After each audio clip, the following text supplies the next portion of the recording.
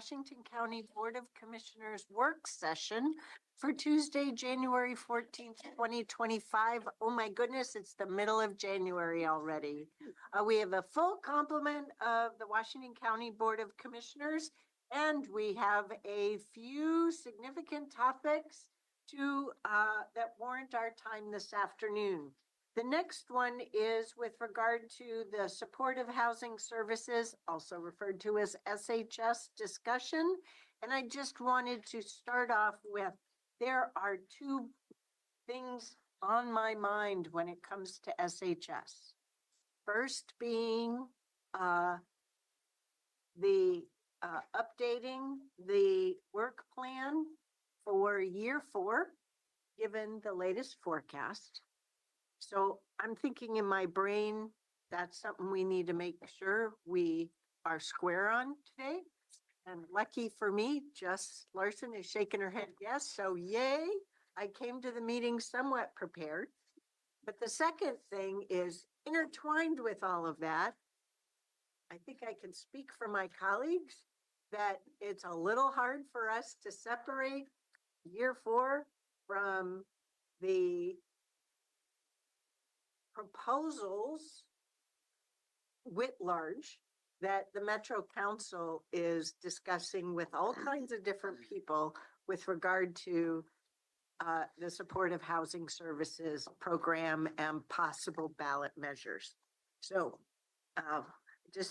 I'm trying my best to stay very present for today on year 4, being mindful of the fact that, let me also back up. The Metro Council is now on a journey to have a work session this Thursday, January 16th, where they're saying in advance of that, but not published yet, are 2 draft ordinances.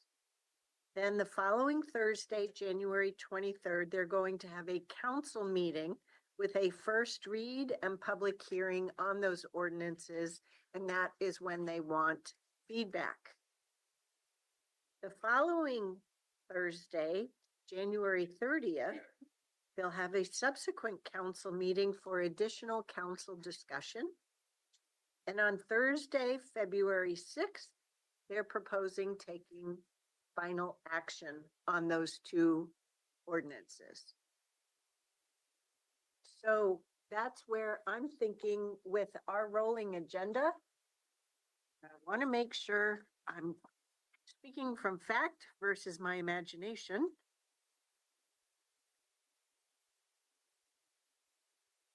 Oh, it was imagination. We have to figure out how to have an SHS work session next Tuesday, because I will want to get council discussion and direction in advance of that January 23rd. We are having, we all believe that there is an hour there in the afternoon. So my rolling agenda printout is just out of date. Okay, yes. We're all square. Thank you. I should have written that down. There is an SHS work session next Tuesday, so that at a minimum, we'll have a chance to go over those draft ordinances and come to a board direction for input to the Metro Council 2 days later on Thursday for the public hearing. Okay. But we might also today get a little deep into the detail of what we know thus far. And I know I learned a couple of new things yesterday directly from Metro Council President Peterson that I'm happy to contribute today. So I just wanted to lay the context, because some of what we're dealing with can feel very chaotic or a lot of information all at once. So here's the understatement. So I'm going to zip it now and turn it over to our subject matter experts. Welcome and thank you. Thank you, Chair. And I'm going to just kick it off. And while we will be talking about year 4, we did slide in some information about what you saw on Friday. And The packet has been updated sometime in the last hour by Clerk Moss to include this presentation and a draft proposed letter, not for your thumbs up or thumbs down today, but as a starting point related to the SHS Metro decision. So that way you have time to provide feedback back into staff so we can bring back that letter next Tuesday. So just want to level set that a little bit there. So this afternoon, we'll start it off in an effort to keep things very clean and very clear. We're going to talk about year 4, and then Jess is going to step back and we'll get into the Metro stuff just to make that delineation visible, not just in the material. So we do have 2 questions for your board, policy questions. One is related to the year 4 adjustments, and we'll get to what this means after Jess gets through it. But as we look at the revenue shortfalls we're expecting, there is a pool of funds in the Regional Investment Fund, and it has been proposed by some of the county staff that we go and ask TCPB for some of that money to offset that unexpected. So we're just seeking your policy direction there. And then once you have the letter and we have our conversation, you can continue to give on the reform. That will be the second, that'll be the actual letter is on the reform. So that's the second policy question in the second half of the agenda. We have not drafted anything related to the Regional Investment Fund.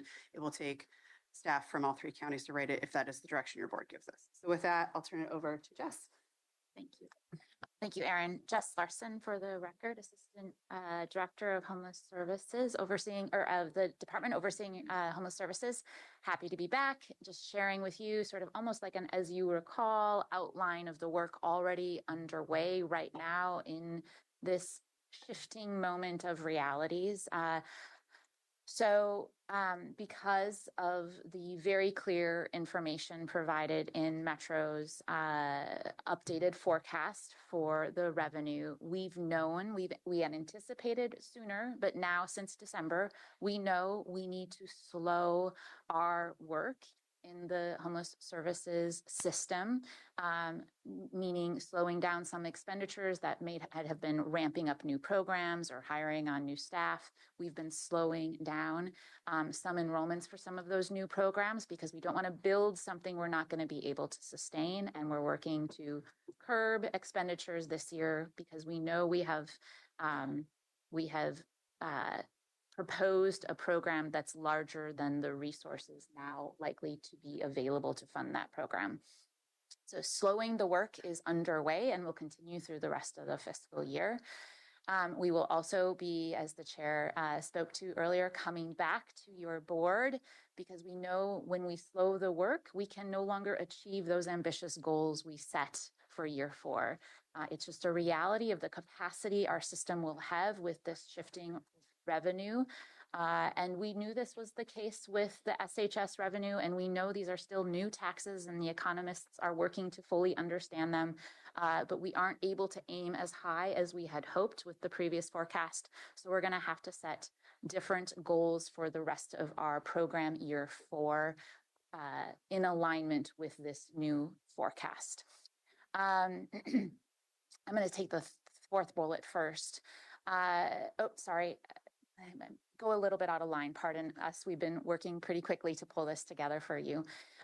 We are, of course, also simultaneous as we're curbing commitments and investments right now. We are planning ahead because we want all of that work to be heading in the same direction. We don't want to ramp something down that we're going to later ramp up and vice versa. So we're planning ahead for the next fiscal year budget and transitioning that system down to what we understand to now be that more essential system of care that can be sustainably funded with this new base revenue that Metro's forecasters, economists have indicated.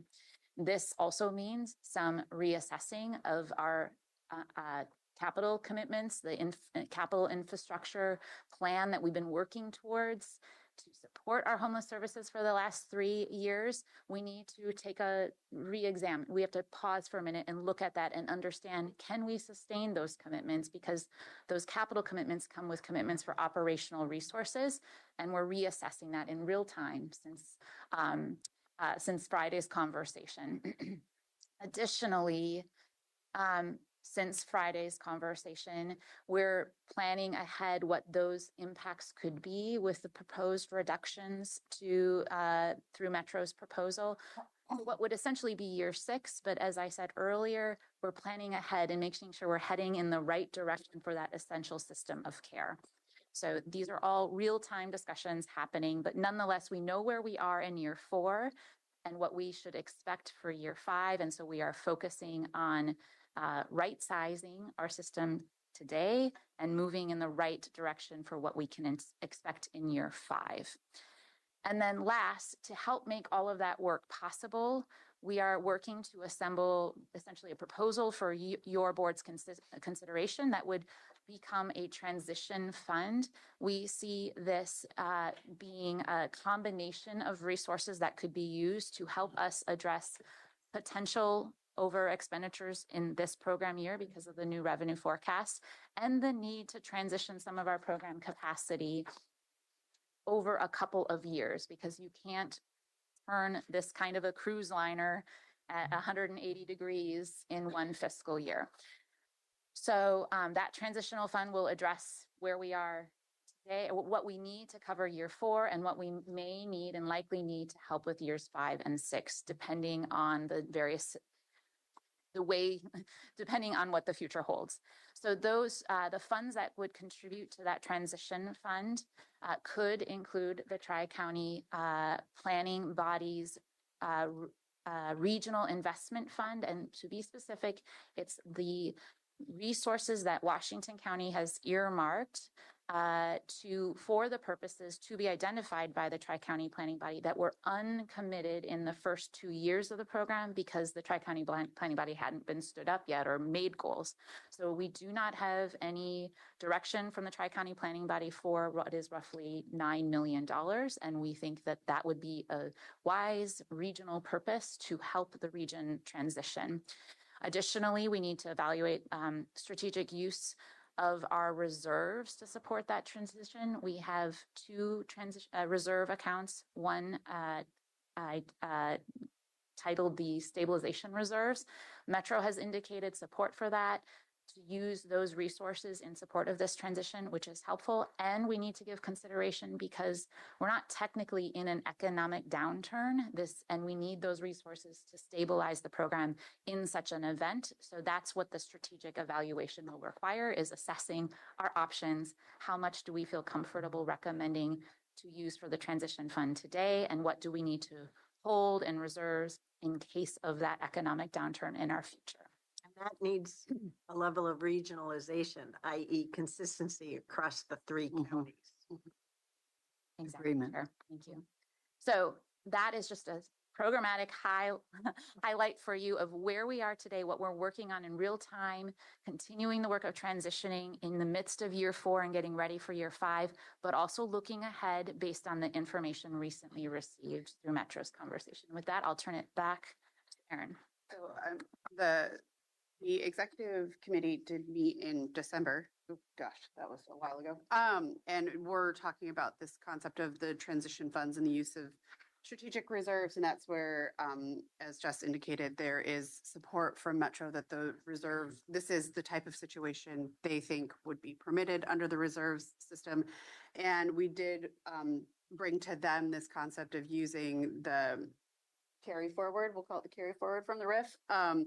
But they need a request, and that needs to go to the Tri-County Planning Body. So in order to do that, the request needs to be made, and we are looking for your board's direction to bring back a Tri-County letter for your consideration to make that ask as quickly as possible. TCBB meets next in February. They already had their meeting this month. It's me trying to remember what a calendar looks like. So we need that request put together sooner rather than later. Don't have anything drafted yet, but just looking for your direction, giving us the thumbs up to move in that direction so that we can better understand how we need to balance all of those dollar amounts for a transition fund. Something for me? Jason, you comfortable with that? Yeah. Okay. We will move forward with our Tri-County partners and also make sure that from your direction that we're on the same page as it goes to strategic reserves, use it in a regional level. So the time now for any other questions you have related to what it is that's going forward and when those details of transition are coming forward. And then we'll get into the measure potential. So Chair. You've heard me say this before, but since we're talking about the year 4 work plan, because of the complexity of where we find ourselves at, I would really like you to bring a year 4 updated work plan to the board and have us take action on it via the consent agenda is just fine. But what you talked about in terms of the RIF fund for those first 2 years of carryover for each of the 3 counties, the tri-county chairs have talked about that for months, given the way the collections had turned out for year 3, but in advance of even the year 4 updated forecast. And this is where I'm somewhat disappointed that while the tri-county chairs asked Council President Peterson to support convening the 4 of us as elected bodies together towards what we're doing now, not just what their proposals are for years forward. She, for whatever reason, hasn't seemed interested in that, which is disappointing to me. But this is how we could have moved more quickly on that than where we seem to be at pace now. Great. With that, Molly and I will take over and talk about the reform. So Chair, you've seen the slides that are coming, Well, but I'd love to have you set it up. Yeah, if I could. So, you're familiar because you were just an awesome team, for being on the journey of the COO convening the Regional Housing Stakeholder Advisory Table. With all that has happened with the Metro Council resolution and order from October, the new forecast, and all the various proposal discussion, that body was reconvened in a meeting Friday morning. Commissioner Willie also watched that by Zoom. I was at the table as well. And I want to be very clear here. These slides were projected, but no further information was provided. Okay. They focused the discussion for the table on values discussion. Okay. So, I do have some additional information to share as a result of talking with Metro Council President Peterson yesterday over the noon hour and her having disclosed something at the SHS Oversight Committee meeting, which is a public meeting. And Commissioner Willie, you had the chance of the Tualatin City Council meeting last night, so you may have some additional information to share as well before we go into these next slides. So that's the context I wanted to make sure I spoke to in this public meeting. Thank you. So I don't know if I'm going in the same order that Metro even projected these, so this should be fun. But essentially, what we've heard is that they are now, the staff has been directed to put together 2 ordinances for consideration, and the timeline is the 3rd slide, so you'll see when all this is coming forward. But one is directed at creating a referral and a measure for the voters of the region. And the second is a companion ordinance that is where they would like to place more of the details and increase the negotiations about what happens next. So included in the measure are what they have said are necessary to reform the measure to be able to accomplish things that they would like to see in the companion ordinance. So that's an extension. Obviously, there's a sunset in the original measure, so we can't extend on our own. They also sought to, or plan to include that affordable housing development is a permitted, the construction, the investment in the capital is allowable. In that meeting, it was stated that their general counsel does not believe that it's an allowable use. This has been a point of contention between the counties and Metro. Needs to be clarified to Metro that we do not read the ballot measure the same way. They have chosen to read a very narrow interpretation of the word services.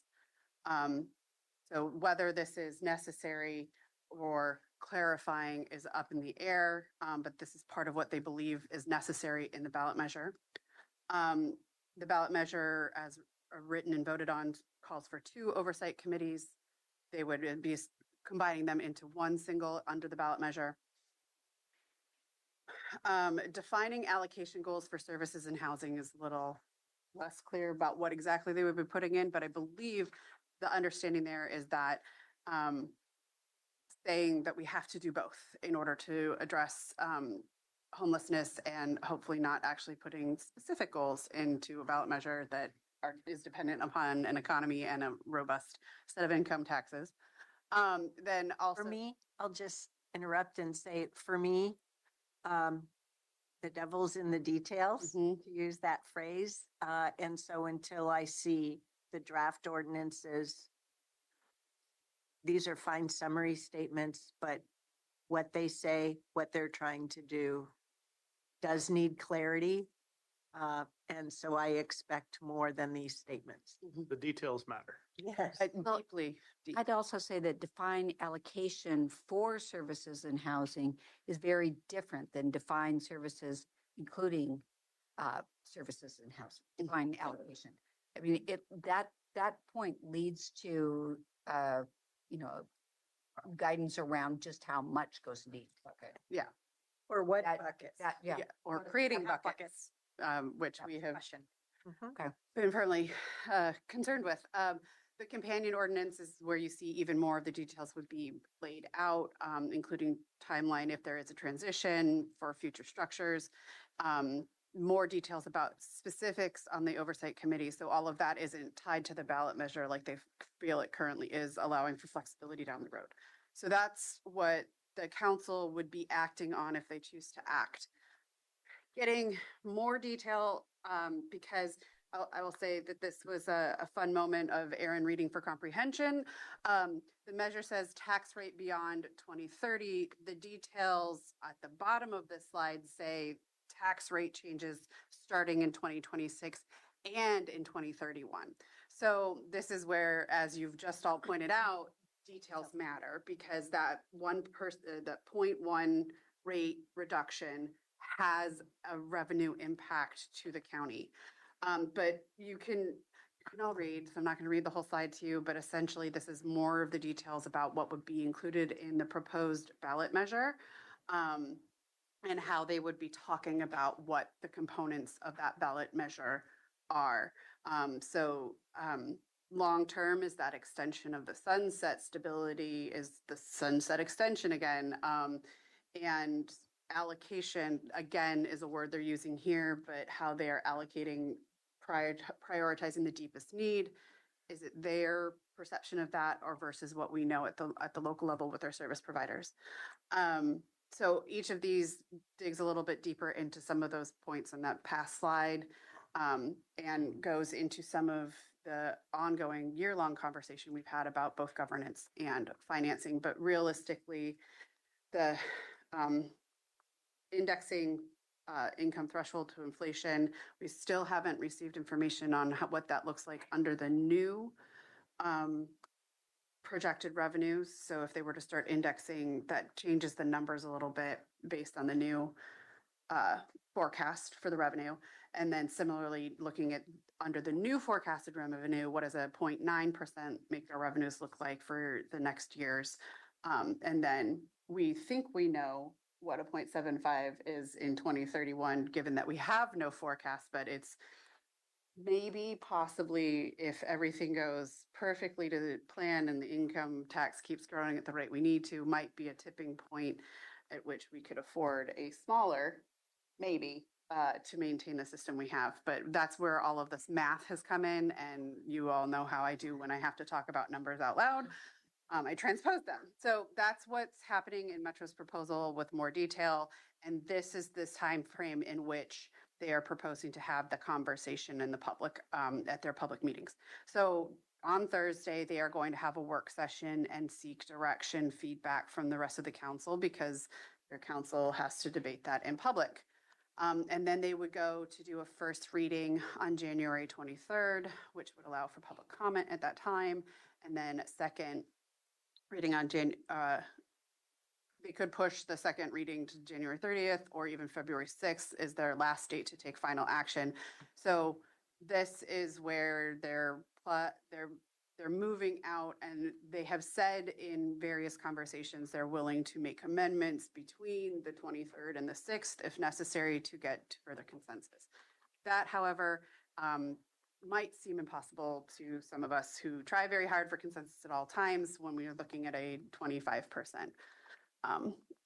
dip in the rate for the personal income tax, which has what I believe the chair reported back to me as from Metro as a 15% reduction in overall revenues to the measure because of the percentage that the personal income tax takes. That's their math that we haven't seen the math behind.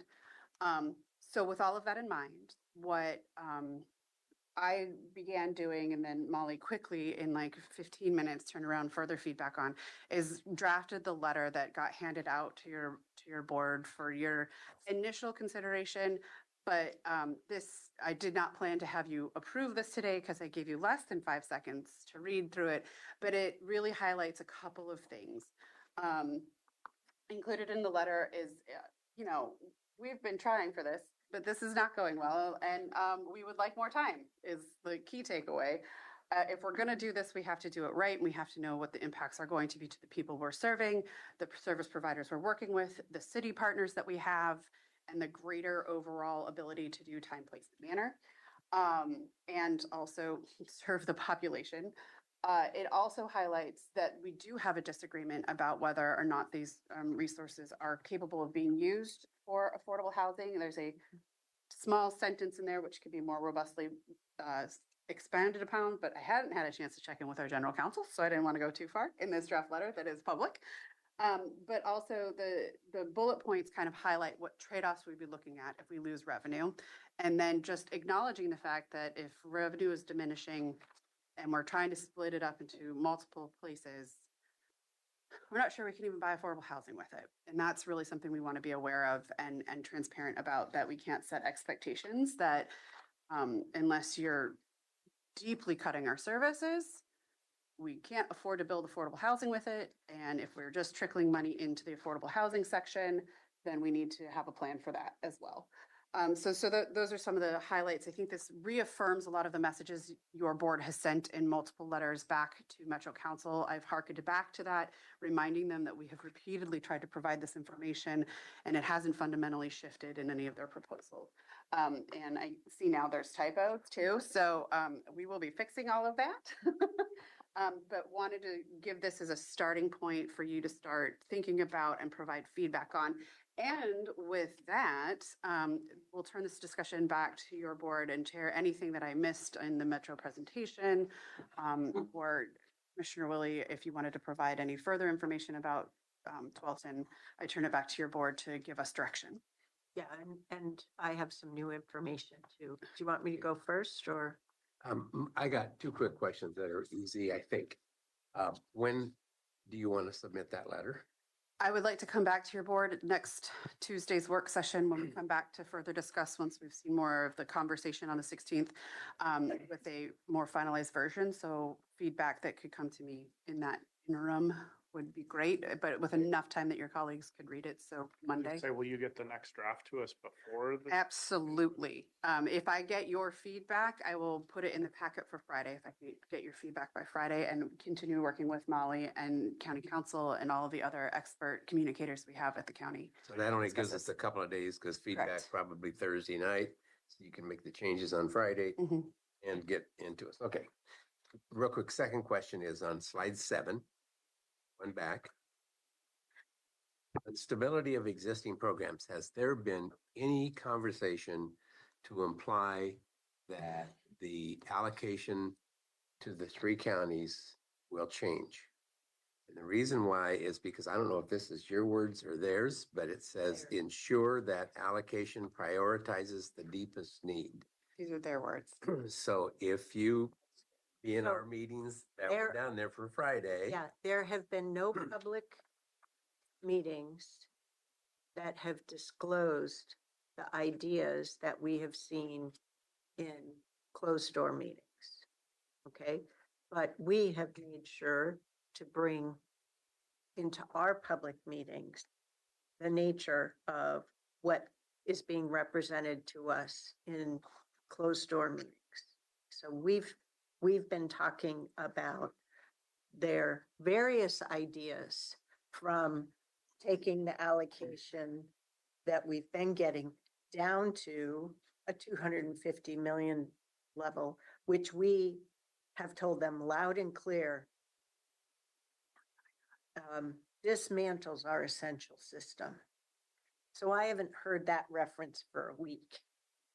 But And a week matters. A week is a lot that's- of time right now. the allocation I was talking about was we get 33%. Yeah. The Portland mayor in 2 of our meetings there at Metro was very clear that their homeless population is going up exponentially and their numbers are bigger than all the rest of the counties. And he didn't finish it, didn't make the ask. But to me, Pretty obvious. In the one of the implication meetings, he is- did ask. He said he wants. Get a higher allocation. Yeah. right. well, Portland's problem is probably big enough that they could have all the money. But yeah, I'm just wondering if not only are we looking at a smaller pool of money, but if we are looking at a smaller allocation of that pool. Well, this also goes to the previous slide that talks about define allocation goals for services and housing with regard to the measure. Because I asked in one of those meetings where now Portland mayor versus mayor-elect, but Mayor Wilson asked or stated over and over again that he wanted to address street homelessness. And so I pointedly asked, what does that mean relative to the voter approved measure in 2020 and POP A and B, right? So what are these goals? Are we is this measure going to abandon those goals? Or will it be additive to those goals? So in terms of our year 4 budget, we have to stick to the 2020 goals, okay? But this is where, until we see those draft ordinances, we don't really know what proposals are on the table. And to your question, Commissioner Willie, I think that some public comments, even from Metro counselors, has indicated a preference to re-examine that 45-33 remainder of math, 23, thank you. Someday I'll remember all of that. Allocation between the 3 counties.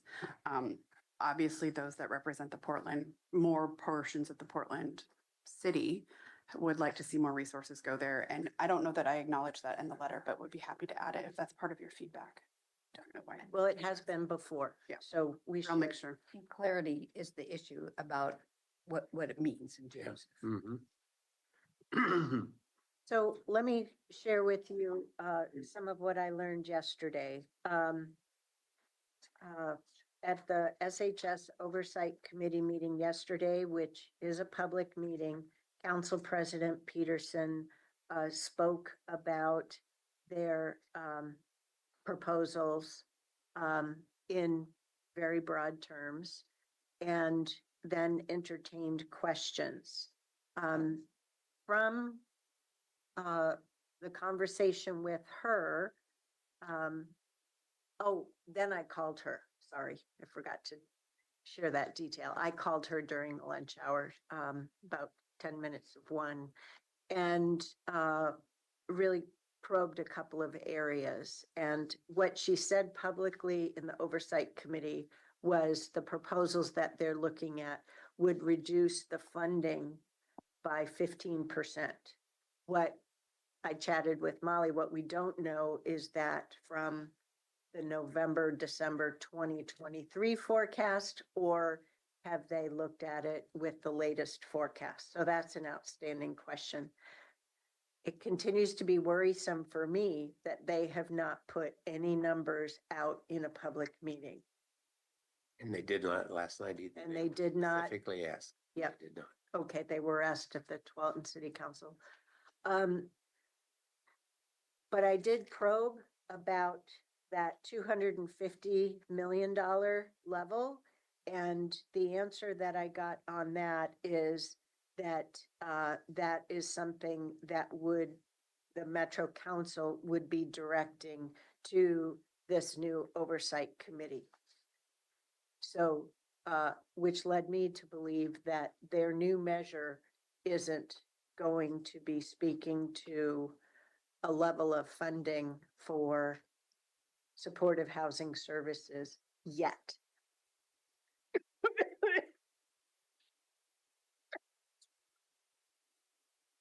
Okay. Look on your words. So. Yeah. Just to follow that up, so you can take a drink. Remember a few meetings back in December when President Peterson said, I have never heard of a proposal, a counter proposal back from the counties. And, you know, it was pointed out very candidly that she hadn't asked. But anyway, so the next meeting there And was. we did deliver. proposal. Yep. And the recommended number that they start with was 330, if I remember correctly. Yep.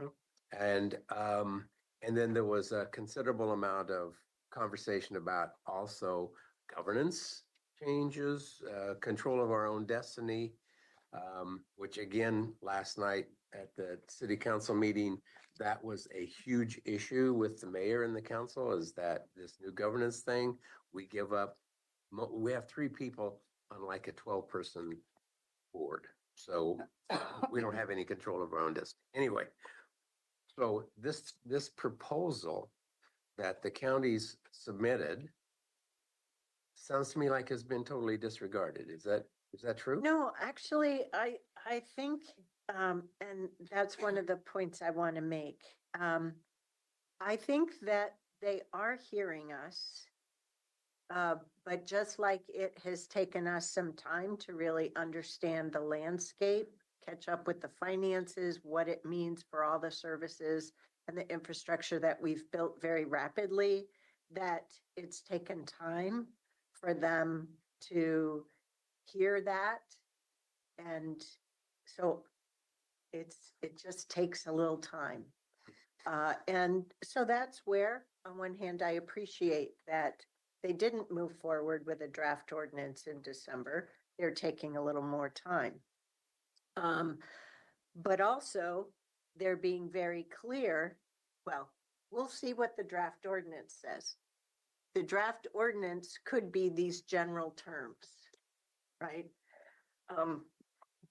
And being very clear that they're only, in the companion ordinance, they may only be putting in what is needed to establish what we've referred to as H2PAC for Housing and Homelessness Policy Advisory Committee. Because she said, when I asked her on the phone about the 250, she said, no, we're looking to ask H2PAC to review that and make a recommendation to the council. So I'll believe it when I see the draft ordinance and then subsequently a acted on ordinance, okay? Just this journey's been chaotic, but I do have confidence that in what she shared. Could you refresh my mind as to who's on H2 pack? We don't know. We will know when we get the draft ordinance, okay? new. All we That's have the is, new one that's Mhm. got, okay, I got one step ahead of myself there. Okay. uh, she also reiterated that they heard us loud and clear that it's hard to make these cuts right now. Okay, which leads me to believe there's some variability. If we look just at this slide, what we see is that it's a tax rate beyond 2031. It may be that they're seeing that the May measure talks about collections up to 1%, but they don't necessarily have to institute that full 1%. So they may be leaning into this H2 pack about how to target the indexing and a tax rate cut before 2031. But we don't know that. But if it is before H2 pack, and if the counties do have a seat at the table, while it's been incredibly arduous to this point, I have a lot of confidence in our team and in what they've built and able to represent through vehicles like our annual plan, the presentations to the SHS Oversight Committee, for example. Because the current oversight committee sees the value of the current county systems. Yes, they want more. In fact, they've just approved a letter yesterday and I neglected to forward that all to you today. Sorry. Grace, if you can help me get that to the board, I'd appreciate it. Oh, and TCPB as well. They're not criticizing what we've done. They're very clearly valuing what we have done. And I think the council is grappling with the fact that it is hard for us to adjust to this reduced forecast with the latest forecast, and are wanting to allow for transition time to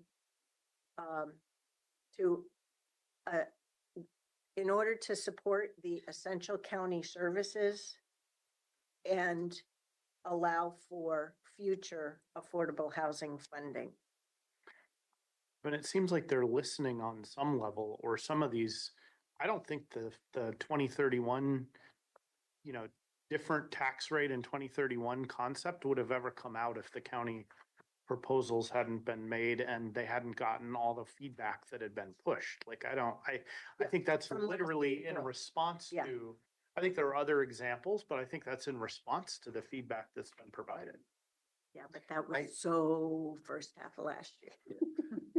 If you talk, Sorry, I appreciate you bringing it up, but if you just talk about financial projections, though, the information that I understand we're getting is they don't know what those numbers are right now. Yeah, that's But a problem. I asked an individual at one of these early meetings at Metro what the impact would be on the tax cut, the indexing, and I was told it was $84 million less by 2031.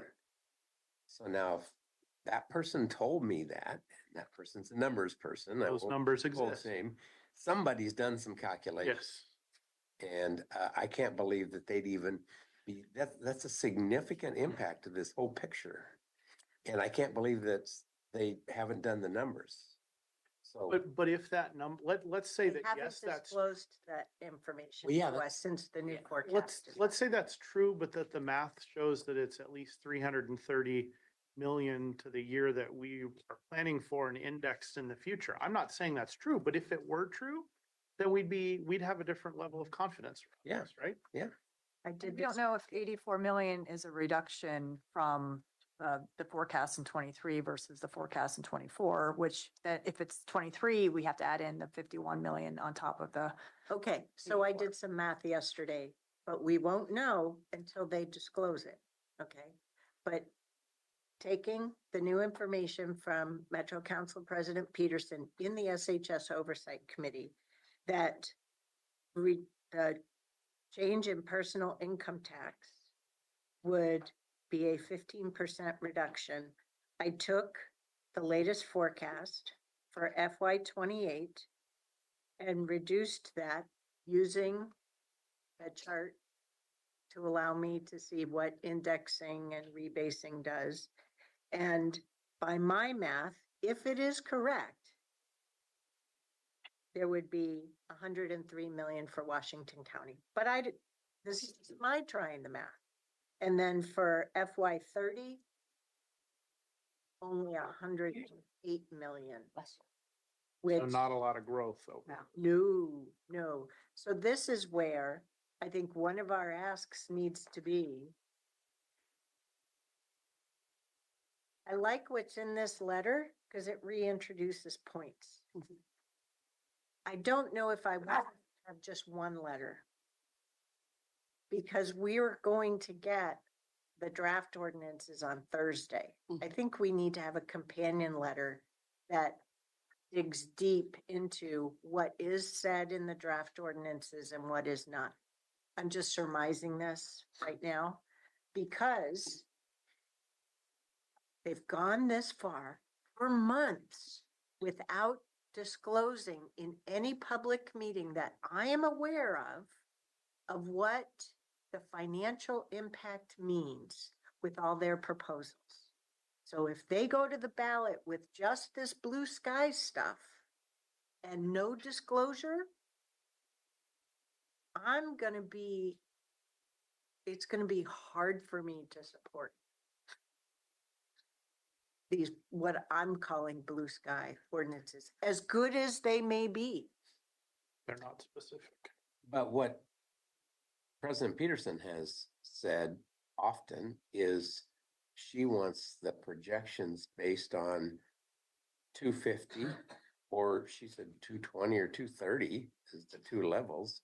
There was a lot of pushback. We gave him 330, but if she has a cap, and she doesn't like that term, but if she has a cap in there, then it matters not what the financial projections are. So- That's what we get. So the council has tried, I believe, to absorb the information that the counties provided in December, right? And I have not heard Council President Peterson here in 2025, and 14 days is a lot of time right now. I have not heard her articulate the concept around a supportive housing services funding ceiling. So that is the implication of that concept just started to disappear from the discussion? I've not heard it, so I don't know, right? There may be Unclear. things said in all kinds of other closed door meetings. I've only been in public meetings so far this year. So, So I think this is maybe where some of those details that come in after tomorrow's discussion will become enlightening. To your point about maybe we need dual letters, we'll figure out how to approach that and with a timely enough reading. I think the other area where this concept of, creating buckets, as they've called it, is this, what does the word allocation mean? Is there an allocation that goes to services and that becomes that 250 bucket or whatever? Or is it that they're, however they decide to allocate things? And if the true intention is to turn that to H2 PAC to make a determination, we won't know what that looks like at the end of the day until the ballot measure passes, H2 PAC is created, and then does their deliberations. And in the meantime, we are continuing to serve under whatever the transition schema is that's included in the companion ordinance. So I think to I all have of your more to points- say there. Yeah. And I haven't had a chance to check in with our staff to see if my capturing of what I heard said yesterday in the oversight committee, I wrote down correctly. But what I did write down from listening to Council President Peterson's overview is a transition plan by September of this year after the voter approval in May, potential voter approval. And I'm thinking, whoa, wait a second. That is way too fast. Now, it could just be the transition of the oversight committee, right? And seating H2 PAC versus what is the transition plan for finances? Okay, so that's where this matters. They're continuing, bottom line for me, they're still going full steam ahead with a ballot measure. They're still going full steam ahead with a program that will incorporate cities as partners, though it sounds like that they're expecting that to be within the counties.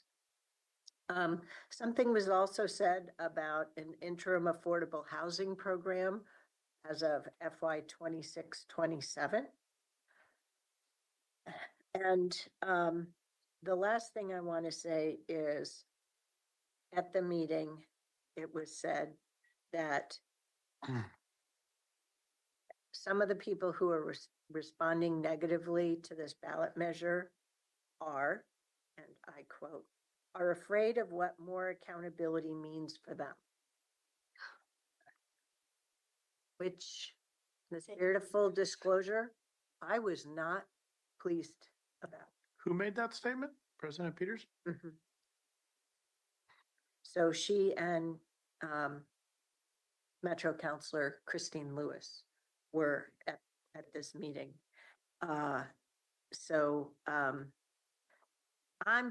I at one point during this meeting and the Q&A rose my hand and said, look, Metro's moving full steam ahead on this. I can't remember exactly how I put it, but if this thing passes, they're expecting to turn to the counties and renegotiate the IGAs. I said, but right now, the way all this is transpired, as counties are supposed to be partners, I'm not feeling the partnership. Which is one reason I got on the phone with Council President Peterson, within an hour later. And she reassured me that they have been working and having conversations about moving forward, that they've heard loud and clear that funding the essential services in each of the counties is needed. And for us, our team's been very clear having that done in the fiscal year $26-27. Let's have the actions and what they put forward. So In we're line very with- much, yep, we're very much in a wait and see mode until we see these draft ordinances. But I said in yesterday's oversight committee meeting, and I'll say it here again today, we are a 3-county metropolitan region that is trying to address homelessness. And I know of no other region in the country that is doing this. We have examples of LA County, City of Houston, and another city in the United States. But I know of no multi-county region trying to do this. And our region is not going to get recognized more nationally unless the Multnomah County system starts delivering better results. Well, and I see big improvement there Good. in the last 6 months.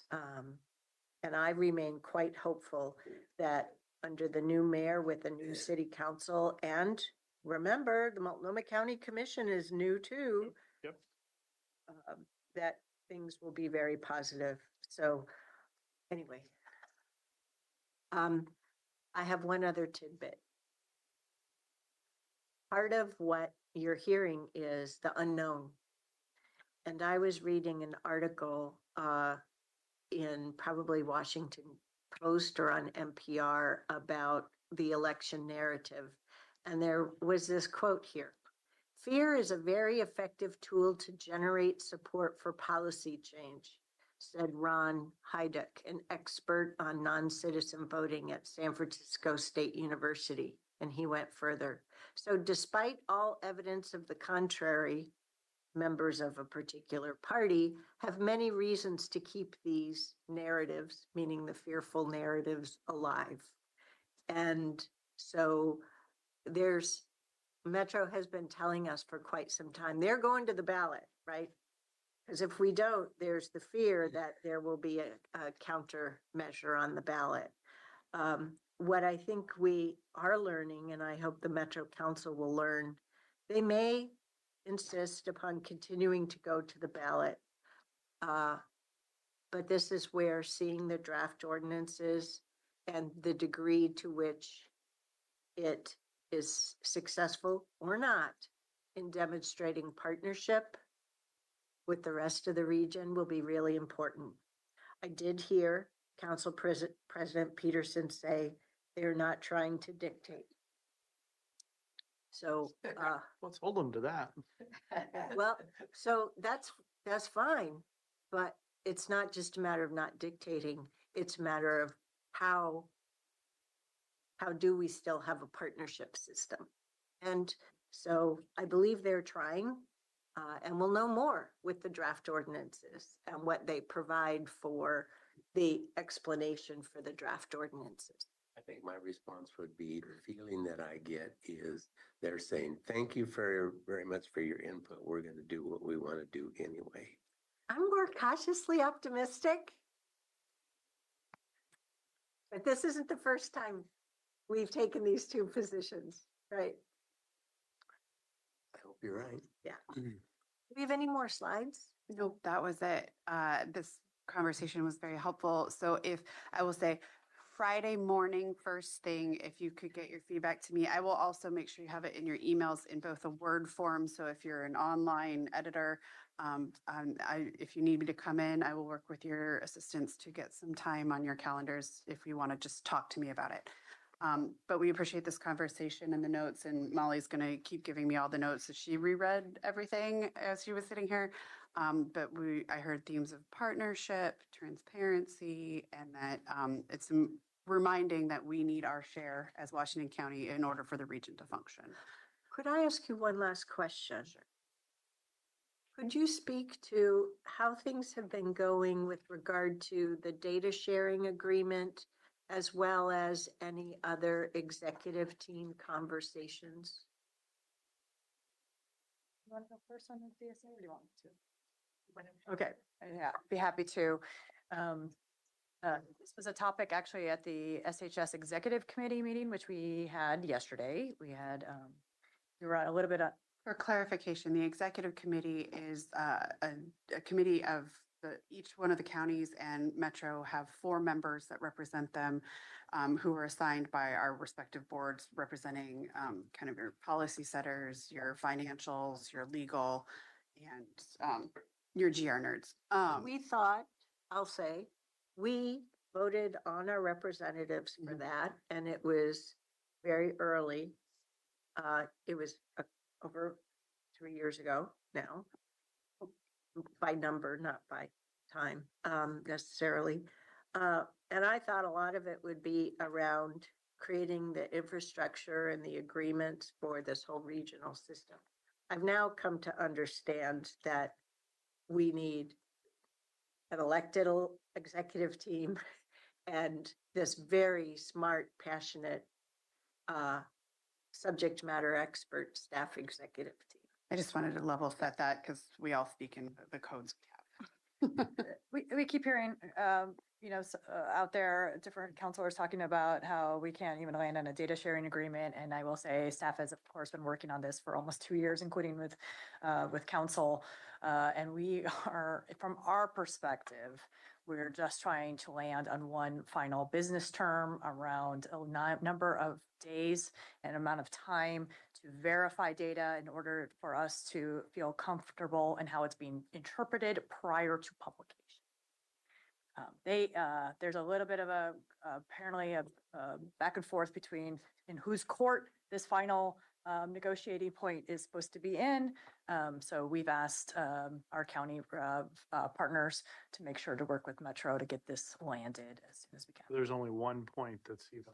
From our perspective, Okay, from our staff perspective. yes. Is that just Washington County staff's perspective, or is that all? That's the 3 counties staffing Oh, wow. perspective. Okay. And it's different counties will want more specificity than others. So, we're not, Yeah. but it's just landing on the right language around what's a reasonable amount of time. And from my standpoint, there's a lot of data quality going into this too, right? Which, how do you resolve that? The expectations around how to read that data and what is the data really saying? And this goes to partnership. It absolutely goes back to partnership, and that's where it's getting a little bit hung up is when information, whether it's financial or demographics or data, we want to be able to be in partnership with them so we're both understanding it in the same way. And that's just we're getting caught up because in the past that hasn't always come to fruition, and we're just wanting to have as much specificity and clarity as we can as partners so we all know how we operate together. So this is not something we hope this should be something we could be able to resolve. So The executive committee has started reestablishing regular meetings, which is a step in the right direction for making sure we have a platform in which to raise up issues like this and see if we can't reach consensus and conclusion at those meetings, which is the entire purpose of the executive committee. So glad to have, I missed yesterday's meeting, but. So you gave us the whole topic closure, and I'm sorry, I forgot to inquire on the data sharing agreement before that closed.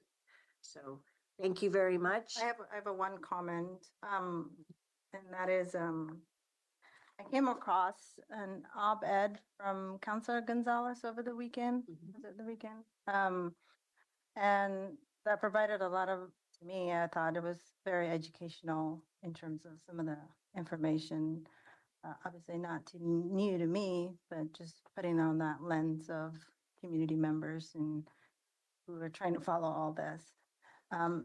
Obviously, this issue is very important to a lot of community members.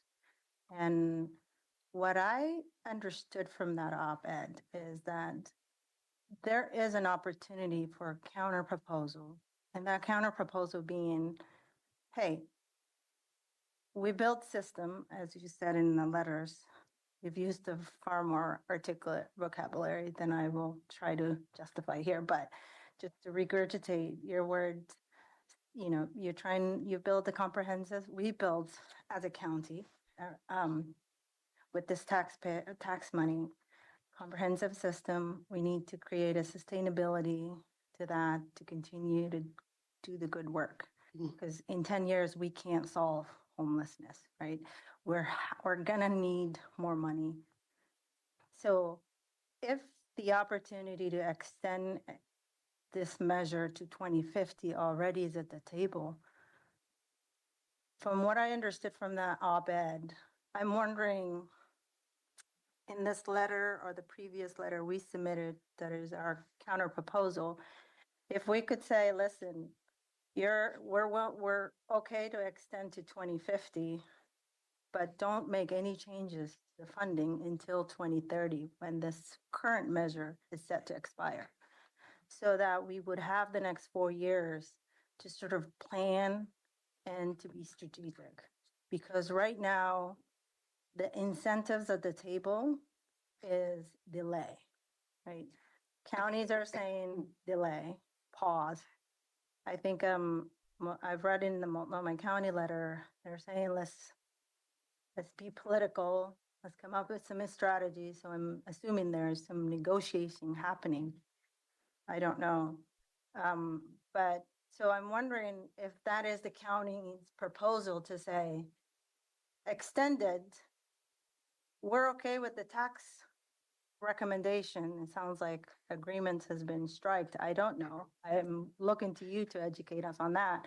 But to me, it seems to me, I'm okay to say 2030, the tax rate reduction, but don't touch any of this money until 2030. So, you know what was in the county proposal Right. because I that have it was, right here. so, we're going to wait and see what the draft ordinances say. I don't think that's a smart idea. I think we need to get ahead. I think we need to be proactive rather than reactive. So far, we've been reactive. And I think the best step we took is to come up with the counties, but things are changing now and delay is at the table. So let's be proactive and put our cards here. So we have one commissioner who wishes to continue this topic, even though we've already had the closing topic. But we're not debating though. We need to have a healthy debate about No, what is the county's no, as proposal. presiding officer, we need to close this topic because we still have other topics. We have a plan to get the draft ordinances because there are no other closed door negotiating meetings happening. The Metro Council has affirmed that they have two counselors that were empowered as liaisons to probe one topic. And Metro Council President Peterson was empowered to move forward with a list of stakeholders. And Councilor Lewis and Councilor Simpson have participated in that. So they, as a public body, are reconvening in a public meeting tomorrow with proposals that advance their conversations with staff and have two draft proposals coming. And we have a plan to come back to this topic next Tuesday in depth as we have more certainty versus just chasing. So we have a plan. I'm going to end this topic and move us on to the next topic. Chair Harrington, if I may, as your Okay, as a it's time presiding for a officer, you council cannot vote. end a discussion. Yes, I can No, by you the rules cannot. of Please procedure. step in, county council. I'll check your rules. Yeah, presiding officer, I don't think you can say we're ending inputs from 4 commissioners. We have debates, Commissioners, we have things you to have a contribute. choice. It takes 2 commissioners to continue a topic or add a new topic. We have a plan. This is not like we're ending the whole thing and putting it on a shelf. You're ending my input, Chair Harrington. You, I have more input to contribute. you We're should not have done with this. contributed that for the discussion before we had the topic closure. Out of respect for you, I was waiting for you to tap in all the commissioners to say, do you have any input? Because that's the custom and the culture we established here. That It didn't is happen. incumbent upon. I all take of full us- responsibility. I should have stepped in. I take a full responsibility, but I was waiting for to say, is there any questions? Is there any comments from commissioners, which is the past 4 years what I've been accustomed to. So commissioners, you are hearing a proposal from Commissioner Fye to waive and to continue this conversation. What would you like to do? I would I'd like to acknowledge- Respond to Nafisa is what I'd like to do. The things that you're proposing, Nafisa, we have been trying to submit that all kinds of cross sections of their proposal. We've been trying to respond back to that, give them alternatives, give them reasons why it's a bad idea. It's been going on for quite some time. President Peterson contends it's been going on a year. For me, it's been going on about 2 months, but I think we have addressed all of those things that you're thinking we should be addressing. And right now, we're just trying to we're trying to figure out what's next, or where they're actually going to go on this. But we've been very candid about the very things you're talking about. This letter says, let's delay. I think it should say, let's delay, and here's our counter So proposal. my feedback was going to be that you should provide that input on the letter draft and say what you think should happen. I will also acknowledge, just for transparency, that the conversation we had was a little less structured than most of what we've seen around calling on people. And I will acknowledge that, Commissioner Fye, but I don't know that we need to spend more time on it. I'd also like to correct a fact. We are in year 4. Year 4 goes until the end of June. So in Counselor Gonzalez's op-ed, he said we've been working on this for 5 years.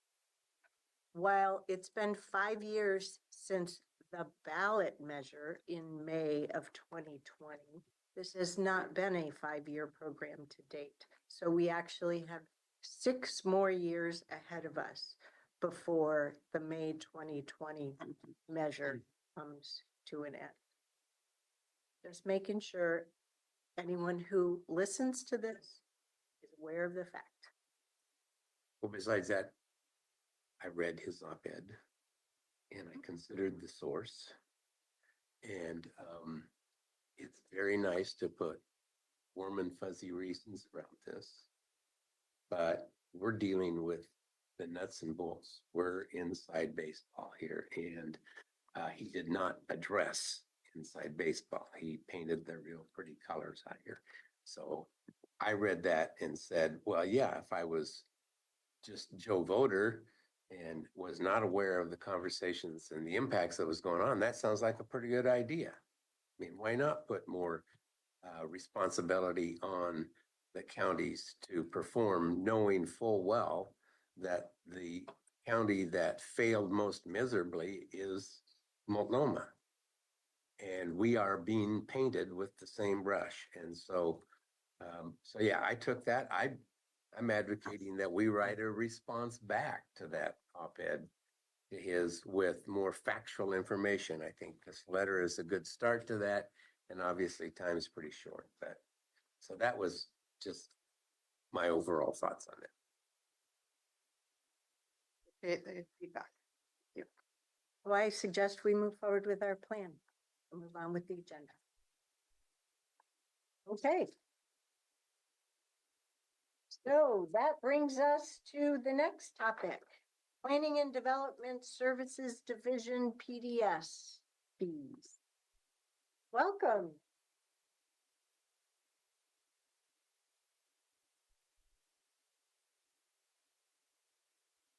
Good afternoon, Chair and Commissioners. I'm Stephen Roberts, Land Use and Transportation Director, and here with Aaron Wardell, our Assistant Director, and until recently, our Planning and Development Services Manager. We're joined by Carol Johnson, is here in the room as well. She's our new Planning and Development Manager. You all met a few weeks ago, I think, very briefly. So I think this is something that Aaron's looking forward to passing off to Carol next year, but we didn't feel good just dumping her, right in the middle of this. Yeah. Easing her in a little. Yeah, right. Yeah, It's called employer retention. I was going to say that would come under sucks to be you. Exactly.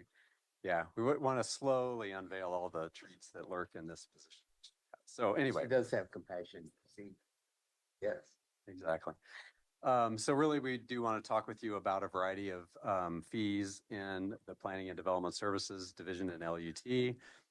And we have a couple of key things that we want to bring your attention to. One are some annual, now recurring program increase adjustments. So adjusting our fees to keep up with our costs. As you will recall, we had a little challenge with that a few years ago. And thanks to your board's support, we have resolved that issue largely. And then we also are interested in talking with you about concepts at this point of beginning to charge additional fees on building permits that could help support our community planning work, some of our long-range planning work, and our code compliance programs. And that's in response to some guidance and input from the county administrator just encouraging departments to really look at different revenue sources that may help alleviate general fund pressures. So both of those programs currently do receive some general fund subsidy, and this is looking at opportunities to potentially reduce that reliance. Tanya, I don't know if you want to add anything at this point. Okay. Nope. Great. And with that, I'll turn to Aaron. Thanks, Stephen. So I think we've covered our purpose and desired outcomes for today. At the end of the presentation, we are looking for some board direction on our next steps. These are the policy questions we'll be coming back to. And so we would like to understand if the board supports implementing our proposed annual fee adjustment for building services and development review current planning, and if the board is interested in implementing new fees to support some of our current general fund activities for community planning and code compliance. So I want to start by talking a little bit about planning and development services. So planning and development services includes 4 sections: building services, development review, current planning, community planning, and transportation planning. At most cities, this department is called community development. We call it planning and development services. But if you're coming from a city commissioner, Snyder, that's what you're a little bit more familiar with probably. The responsibility of this division is to implement state, federal, regional, and local standards for land use and building in the areas outside of the cities. We also coordinate with our cities for transportation planning and the provision of urban services.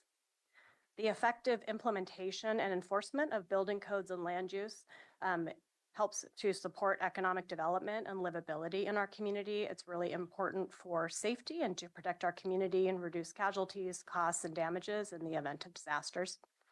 Our planning and development services programs are required to implement new regional, state, federal mandates for planning and building, as your board is well aware, because that's many of the land use ordinances that you've seen before you in recent years. Responding to new directives coming from other layers of government has taken up a significant amount of the time for our community planning program. We run really lean in staffing and planning and development services. I did a quick survey of some of the cities of Washington County. The unincorporated part of Washington County is about 2.5 times the size of the cities of Beaverton or Hillsborough, and their community development departments are the same size as planning and development services. So I think we do a really good job. Would you repeat that? The description difference? So we are 2.5 times the size. The cities have a population. Area. Yes, in population. Our area is enormous compared to the cities. So each of those cities has a population just over 100,000. We're at Unincorporated Washington County is about 250 in total. We have about 90 FTE in planning and development services, and both of their community development departments have about 90 FTE as well. So somewhere around there. So I think we do a really good job with lean staffing, but we certainly are not as well staffed as a city would be. So I want to talk specifically about building services and development review current planning first. So both of these sections operate on a full cost recovery model. That is very common in the state of Oregon for a building department. It is very unusual for a current planning department. I'm sorry, I realized I had better disclose something on that prior slide. Can we go back? Yes. You do have a very effective staff for what you do. Let me start there. But if I don't say the following, I'm going to have some grumpy mayors coming at me, especially from Beaverton, because some of the work of their planning and development staff is to work proactively with landowners, particularly in centers and corridors that are going through evolution, and working with those property owners to redevelop those lands to higher and best use. Mm-hmm. Our staff, because of how lean we keep them, tends to have to be they do the work for the comprehensive plan elements, but have to be more reactive as opposed to really pushing that urban redevelopment. So I just wanted to be clear about one aspect of difference. That's very accurate. Yes. Thank you. Yes. Thank you for letting me get that out. Mm-hmm. And I think that's reflective just of the number of staff that we have Yep. and the Yep. responsibilities How of a we've county. sourced you. That's Not that you're not right. interested. Right. So building services and development and recurrent planning are full cost recovery. Again, as I said, that's normal for building services. It's really unusual for development review and current planning. I think we're the only jurisdiction that attempts 100% cost recovery from our survey of other jurisdictions, at least in the metro area, and some that we're aware of outside the metro area. But it's something we've traditionally done here at the county, and we've kind of made it work. But that is reflected in the fact that our planning fees are quite a bit higher than what you see from another city. So it's really difficult to make that comparison accurately because we're attempting this cost recovery. The last page of the memo that was attached to your packet has a comparison of our building and planning fees to other jurisdictions. We selected sort of a cross section of others. And so I just want to draw your attention to that as another resource for information. So most of the activities of these two sections are directly tied to fee-based activities, but they do some things that aren't directly tied to a fee. So for example, if somebody comes into our open public counter here on the third floor and wants to ask questions about the development process, we don't charge them a fee for that activity. Somebody calls the department and says, tell me what the zoning is for my property, we don't charge them a fee. So there are some activities that they do that we don't receive a direct fee for. As Stephen alluded to, and as 4 of our commissioners may recall, 2 years ago, we were in a critical financial situation with these two sections because we had not kept up our fees with our actual staffing costs and had not been adjusting periodically to keep up. So 2 years ago, we made a really difficult decision that we needed to take a step back and really assess the performance, look at our target service levels, and look at our fees. And so we hired an outside consultant to support that work. And our outside consultant shared that work with the board at the end of 2022 and the beginning of 2023.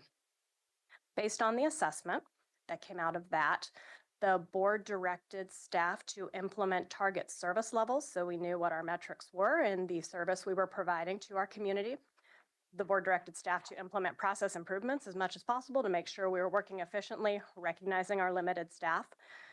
We adopted a one-time 50% fee increase, and I think this is really important because that was a really hard decision to make at that time. One thing that stuck out to me was that we had support from the Home Builders Association to do it, and that's really unusual. They generally don't support fee increases, but we were in such a dire situation, and our timelines were so long to have any developments approved that they recognized the need for it. So we implemented that, and it really seems to have structurally fixed a lot of the problems within these two sections. The board also directed staff to keep up with this on an annual basis so that we don't end up in that upside down situation again and we're able to keep up with our reasonable timelines. The board also directed staff to, in the future, consider implementing a technology fee, but not to do it at that time. Can you remind me what the proposal was for the technology fee? The idea behind the technology fee is that some of our costs are related to specifically our permitting software. Right. It's a relatively large amount of money, and that there are some problems with our permitting software. We really could do a better job of keeping up with more modern technology. And so the idea was if we could build up kind of a fund balance specifically for technology, it would allow us to, right, just to build up a reserve so that we could make a large purchase of maybe a new software. Thank you. Or look at some other possible technology solutions. Some jurisdictions have that. City of Beaverton has a technology fee. I think it's a 5% on all permits, no matter what, to fund their technology. So we'll talk about that in a later slide in a little bit more detail. So in the interest of keeping up with our fees on an annual basis, staff developed a methodology for an annual program cost increase, and this takes into account, we think, all of our expenditures. So it's things like looking at the increased costs of staff, if there's cost of living adjustments, retirement, healthcare, all of these things that add on to how expensive people are. We also looked at our county and interdepartmental indirect costs, and then materials and services. We have to purchase a number of vehicles for this division because our building inspectors are out in the field, and so really encapsulating all of those costs. Last year, fiscal year 24-25, we implemented the first annual fee increase. It was 8.5%. For this coming fiscal year, we've estimated a need for another 8.5% fee increase. That fee increase is considering all of those factors above. We are actually looking at reducing staff. We think we are adequately staffed in both of those. And so we're looking at reducing one vacancy within building services on the plan review team and one vacancy, an associate planner in development review. One of the large factors behind this increase then is an increase in the cost of our Acela permitting software. So we'll talk about that in a later slide. Could I ask a question though, about the first bullet under the 8.5%? Mhm.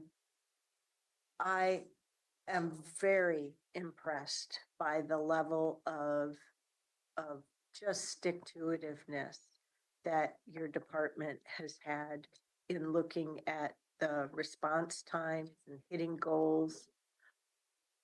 But particularly as I heard you articulate this, I was reminded that I am firmly committed in employees have the benefits that they have, all of the benefits, whether it's vacation, FMLA. And I have this nagging recollection that there may have been some times around vacation, summer, where staff has a right to be on vacation. Mhm. And so I just want to double check. Are we still adequately staffed in those teams? I think that we are. So we did have a problem with our We're in inspection. a year where there have been a lot of people who've gotten the flu, for example. Stuff happens. Life happens. It does. So we've been careful about filling vacancies, just to make sure that we are adequately staffed at all times. I think it was, almost 2 years ago now, we did have low staffing in our building inspection team. And it was a number of factors. A couple of folks retired, a couple of folks got really sick and were out for a few weeks, maybe a surgery. And we just didn't have enough building inspectors. And we ended up in a situation where it was taking 8 days to get a building inspection done. That's really not acceptable to the community. It was causing a lot of problems. We realized at that time that in the previous year, when we did the 50% increase, we had probably cut back too many vacancies on the building inspection team. So to your point, we needed to add a little bit more so that we had that redundancy. We've really looked at these vacancies and we've been carrying them for a long time. And so I don't think we need to fill them. They're not recent vacancies. I'm trying to be very supportive in terms of your recommendation. Really appreciate that. Thank you so much. Thank you. We feel very comfortable with this right now. If we need to add positions in the future, we'll go ahead and do that. There are a couple of fees that I want to call out that we are not recommending that we increase at this time. And so 2 of those specifically are called out on the slide, and that is our temporary health hardships and our pre-application conferences. In the first case, we really want to make sure that when people are needing a temporary health hardship permit, that they are going through the right process so we can make sure it's a safe situation. And so we don't want to disincentivize people from getting this type of a permit. And then on the pre-application conferences, again, we really want to encourage people to do it. We find that it's much easier to get through the process, much smoother if people have their pre-application conference. And we think that these fees are adequate at this time to cover our staff time. So we're not seeing a need to increase them for that reason.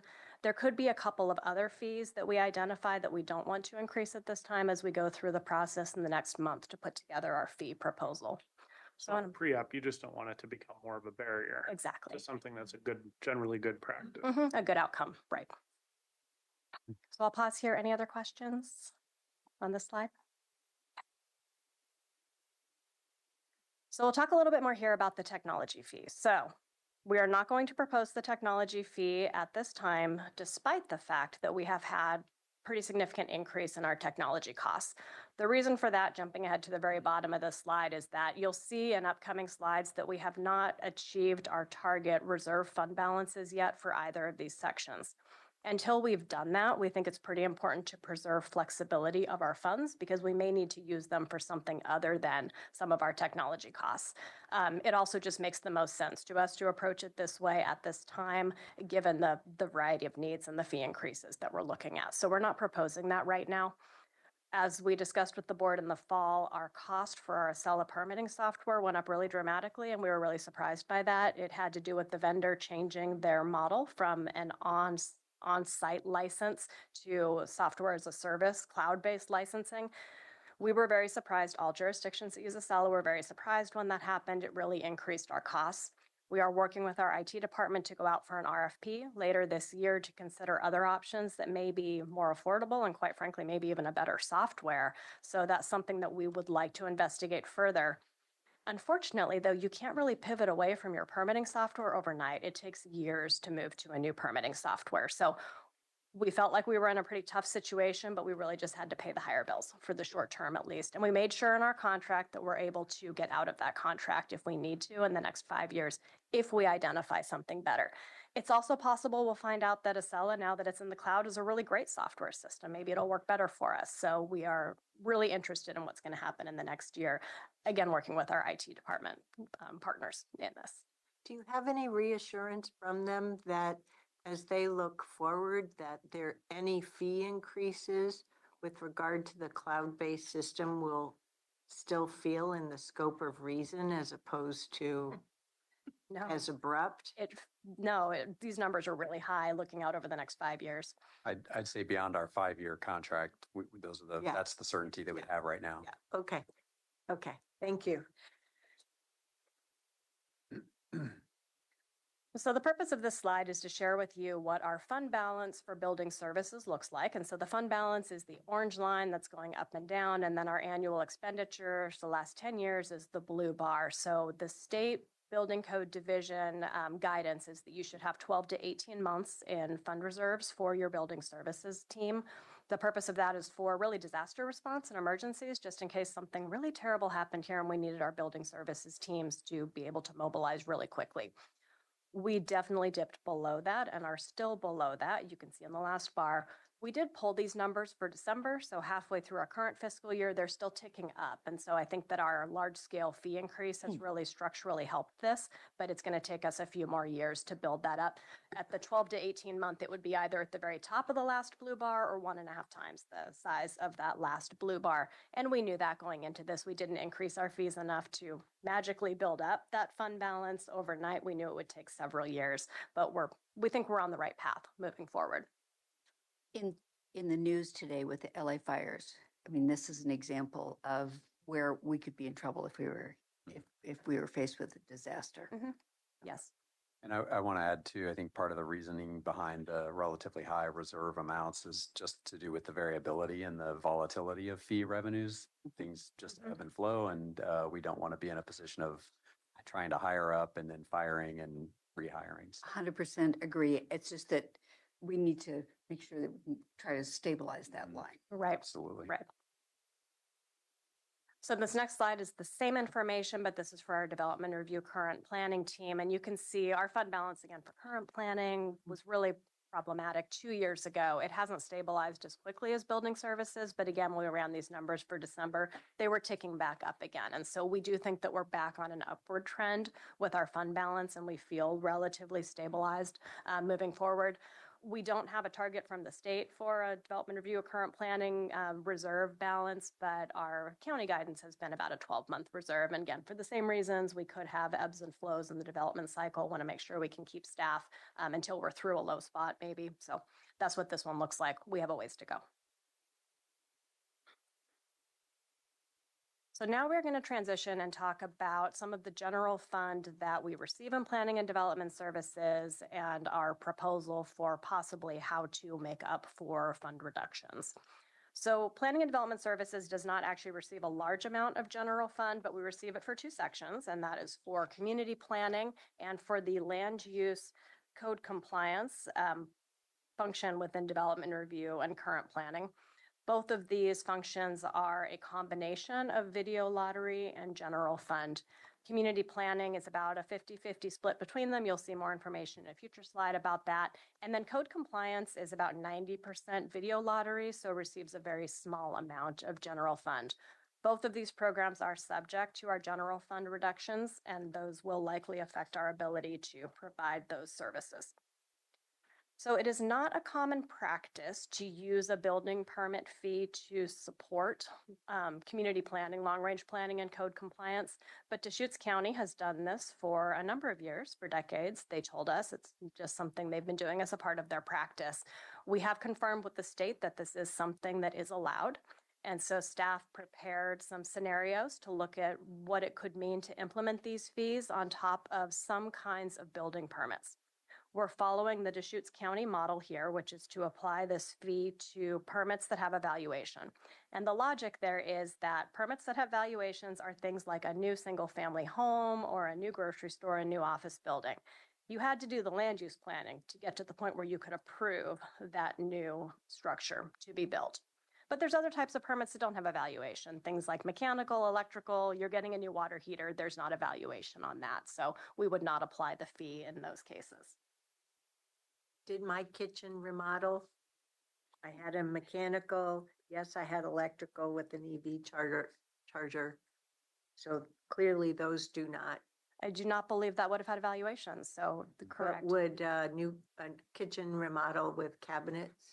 I don't think so. I don't think that would have evaluation, although if it was Most of that work doesn't require permits unless you're moving walls or or. electrical panel, that would require. No, we electrical hired the permit. professionals to. Yeah.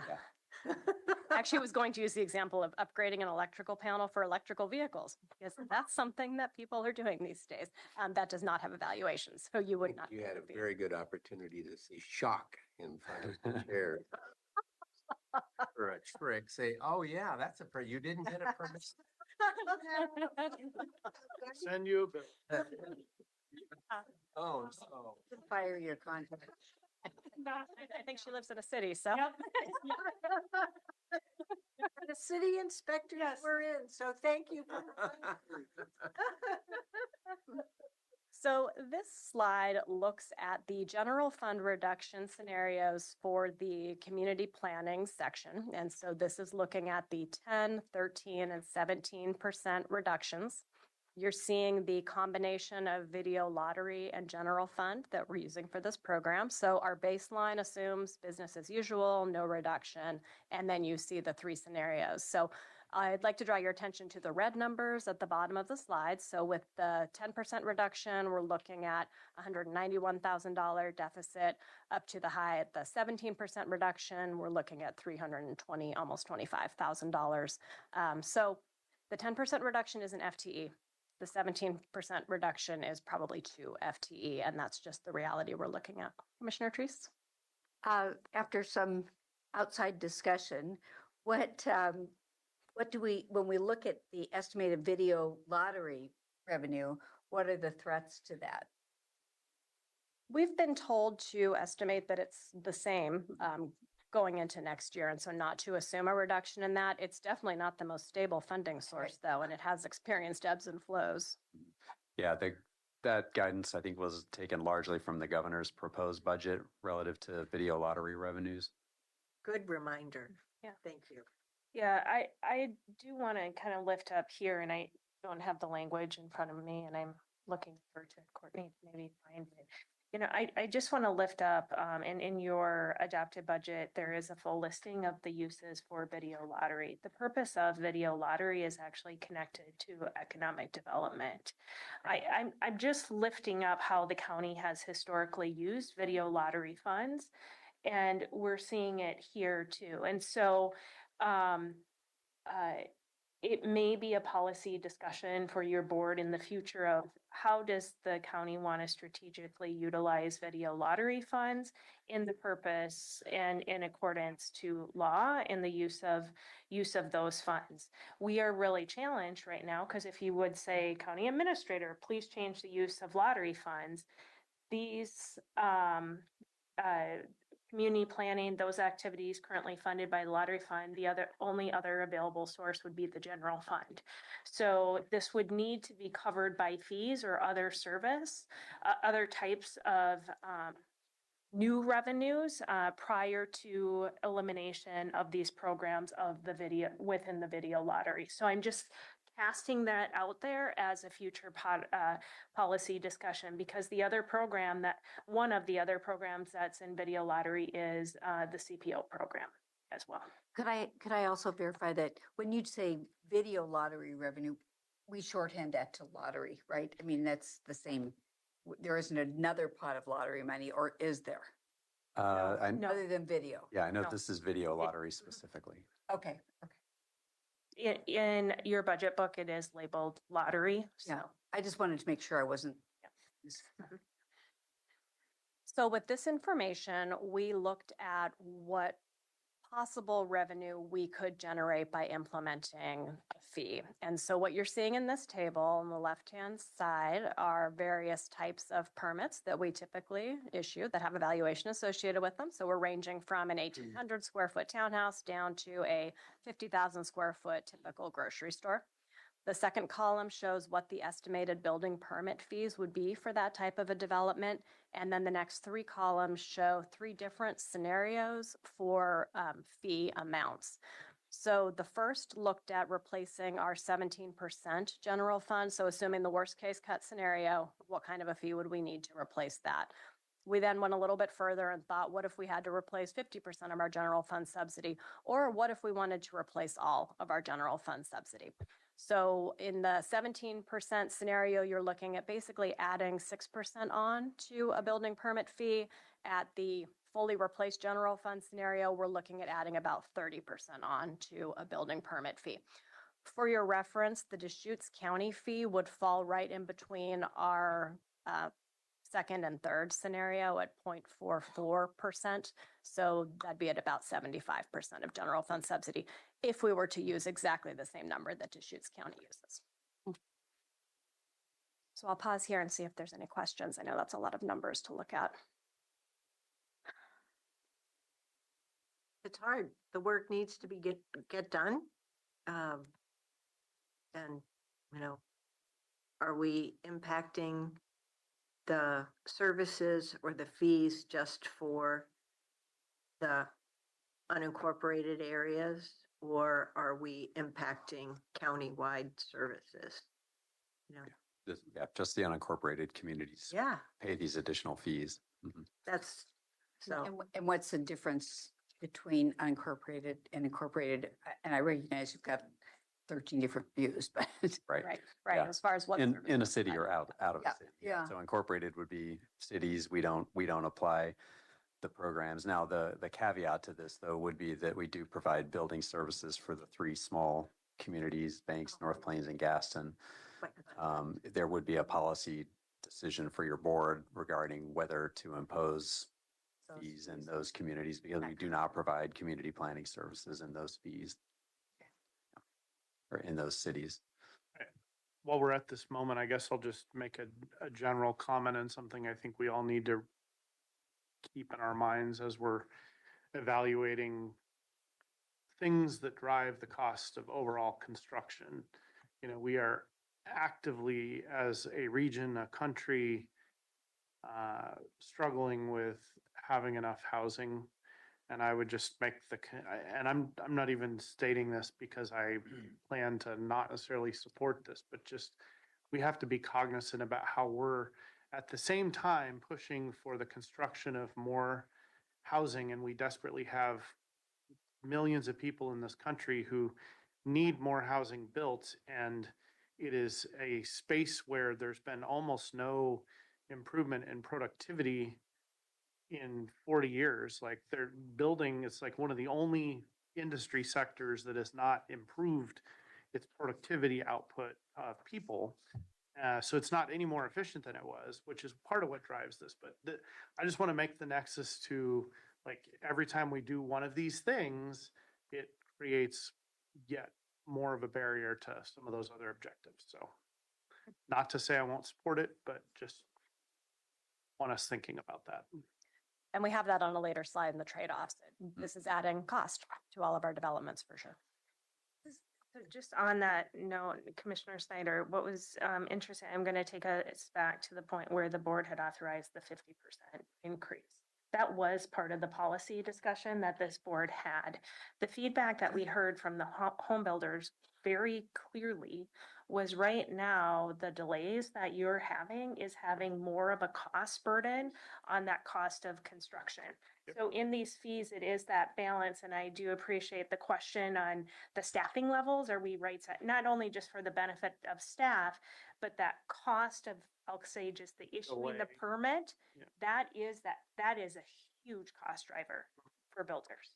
and that's why we got the HBA support. Correct. The lack of certainty of timing. 100%. Yeah.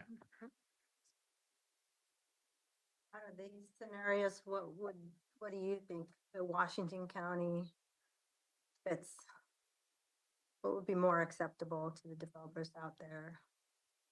What would be acceptable to the developers? That's a tough. The happy me. Not to. They'd like be the the first services column. on time Free. and no increase. Yeah. First I call. mean, we are facing a deficit. I think you clearly articulated where this is, what's the driving force here. We do need to make changes and we need to collect where we can collect some fees because, you know, we need money. The county needs money to continue to serve people. So I think, but there's always a starting point. Right. You know, from this end to the, so in the spectrum that you presented, what do you think would be a starting point for a conversation? I Well, think could I starting. step back before you get to the question of where is there a starting point? I know you've had developer forums Mhm. for a while. You've been very clear on what questions and where you have a recommendation, right? Mhm. For us already. And now you're taking us through Mm. additional scenarios. And I'm wondering relative to the development of options and scenarios, to what degree, if at all, you've had a chance to go over this with any members of the housing development community. Yeah, at this point, we have not. We wanted to float this with your board first and get just a general sense of direction. I think both County Administrator Angie and Aaron have pointed out that last time around, nobody was happy, but they understood that there's a cost of doing business and that the time delays were more challenging than paying the additional fees. So I would anticipate, again, probably no one will be excited or pleased with this, but I do think that, again, just as maybe a good recent example, maybe painfully recent example of the significant natural resources work, that burdened a significant amount of our FTE and the community planning team, your time. Oh my God. As well, right?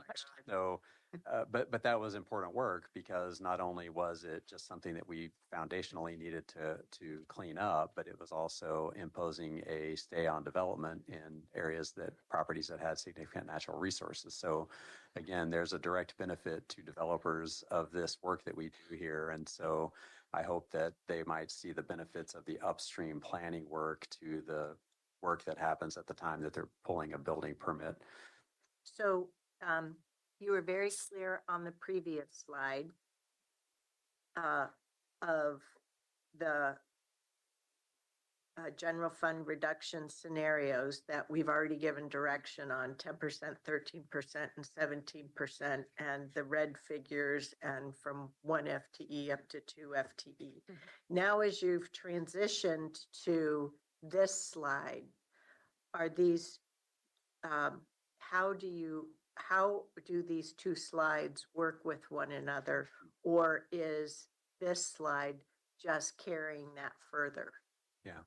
So this slide really reflects that first column. Well, I guess it's really the second column of numbers.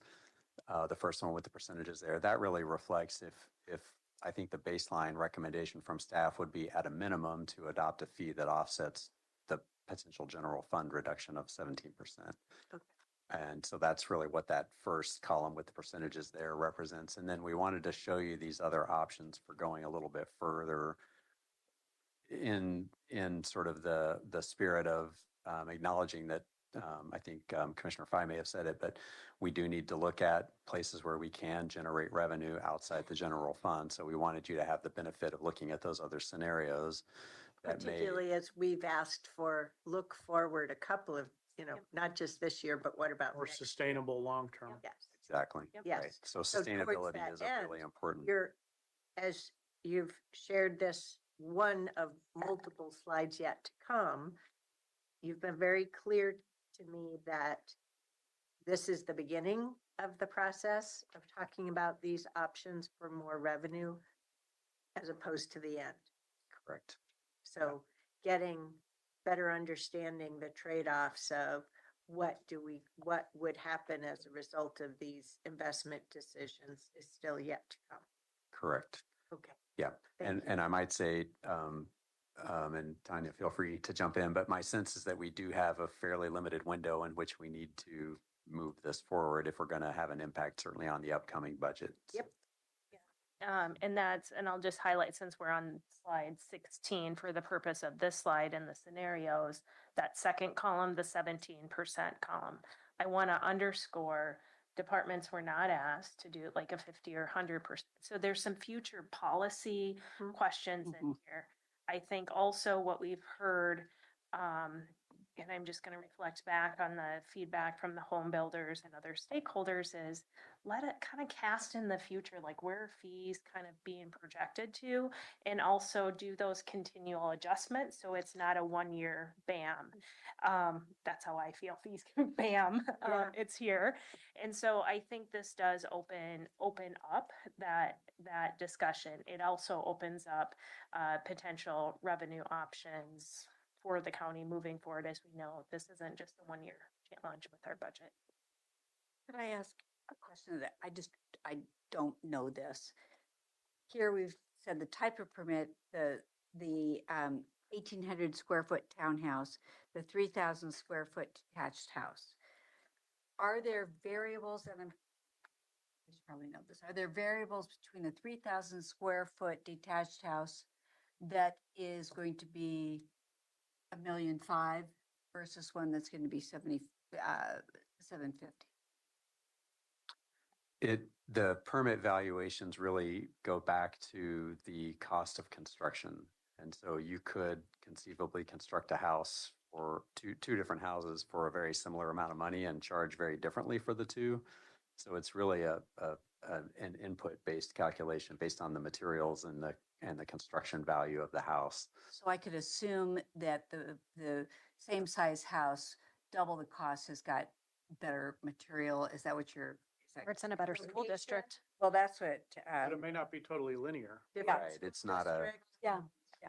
I'm Yeah. just trying to, and I'm thinking about, is that a variable worth thinking about? So- Yeah, I think Commissioner Snyder just said the right word, linear. It's probably not a linear corollary, right? But you can, at a base level, assume that a larger house is likely to have a higher valuation, just there's more material that goes into it. A higher end house might have more expensive finished materials and things that might go into it, right? So not directly linear. I have one last question about the last bullet point. Deschutes County fee for FY 2024, 2025 is 0.44%. Could you help me? I heard you mention this, but I didn't see you convert to dollar amount. So it's 0.44% of the valuation. And so our 17% scenario assumed a 0.12% Okay. fee. So it falls in between our second and third scenarios up there of 0.29 and 0.57. So if we were to flat out adopt Deschutes County's fee, we would be replacing about 75% of our general fund. And I don't know how they got to that fee. They don't have as many staff or as much building activity as we do. It's a smaller county. Yeah. And I would say, having looked back at the Deschutes County fee schedules for the last few years, they do an annual adjustment to this percentage as well as their typical permit fees too. Wow, aggressive. Yeah, they are. I do want to circle back to the comment about the Home Builders Association, if we've had engagement with them. I did reach out to them 2 weeks ago to let them know we were presenting this to the board today and that we had a proposal for a new fee and we were looking at our annual fee increase. We wanted to set up a meeting and I hadn't heard back yet. And so we do need to circle back with them and get that meeting scheduled. I will say it's usually a good thing if they're not returning your calls and your emails because it means things are going really well. And I do want to underscore that again, just to lift up our staff that things are going really well up on the third floor right now. Our timelines look really good. We're providing really good service to the community. They're pretty happy. So we will make sure that we talk to the HBA after this conversation today. Or they may not have read the whole email. It was a short email. So I want to transition now and talk about code compliance. And so let me start by saying code compliance is a lot of different things, but we're specifically talking about land use code compliance here. And so that is things like unpermitted activities occurring on private property, too many vehicles on private property, RVs on property that appears people are living in, things like that would fall into land use code compliance. There's a number of other things that we deal with through other programs here at the county.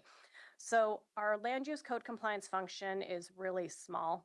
We are looking at a total budget of about 323,000. Most of that is video lottery, so they receive a very small amount of general fund.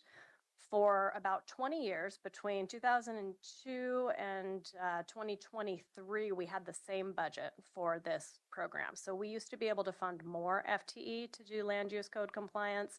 If we'd kept up with inflation, we'd be looking at a budget of about $550,000 for this program, but we don't. So we have one FTE, and then we provide some support for other staff who have to get involved in our more complex code compliance cases. Sometimes they have to go to a hearing, and so that's what the rest of that funding is used for. But it's very minimally funded here. So when we look at the same reduction scenarios, it's a really small amount of money compared to what we were just looking at for community planning. Is this all complaint driven? Proactive? Yes. All complaint Complaint driven. Yeah. And we're pretty limited in what we can do with those complaints. There is language in the county code about how we prioritize code compliance complaints, and we really heavily prioritize those that affect health and safety of the community. So these scenarios again range from the 10% up to the 17%. Our shortfall ranges from $2,375 up to $4,038. So when we go to the next slide, again, looking at these typical types of permits and their estimated building permit fees, it ranges for the 17% replacement, a $5 fee on an 1,800 square foot townhome, up to a $25 fee on that same townhome to fully replace our general fund subsidy for this activity. So same structure, but the numbers are much smaller, just reflecting the size of the program. Any questions on that? I might have some advocacy or perspective, but I'll hold that. Oh, and I do want to highlight the Deschutes County fee is really high for code compliance compared to what we are looking at here. They have more code compliance staff than we do, and again, a different type of development activity, and so I think they're generating less revenue.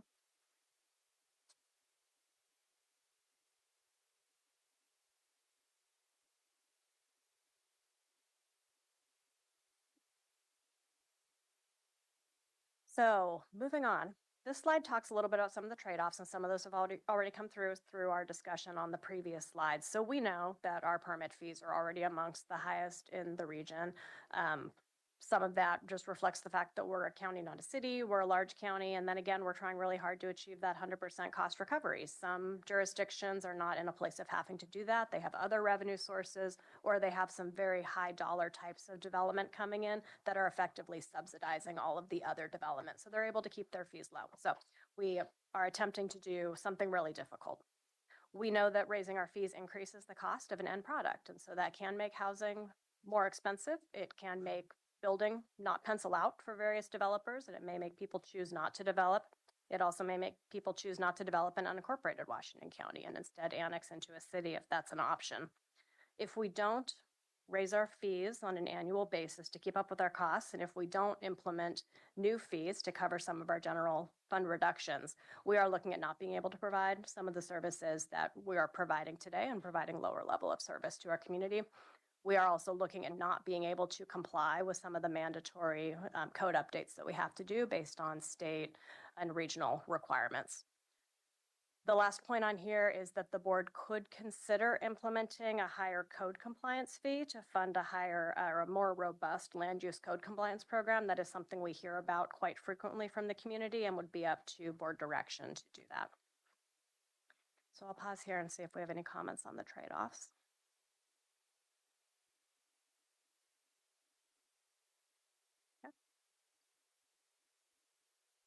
So moving into next steps. So pending our board direction today, we'll continue to do some research on this. We'd be looking at moving forward to implement the 8.5% annual fee adjustment for building services and development review current planning.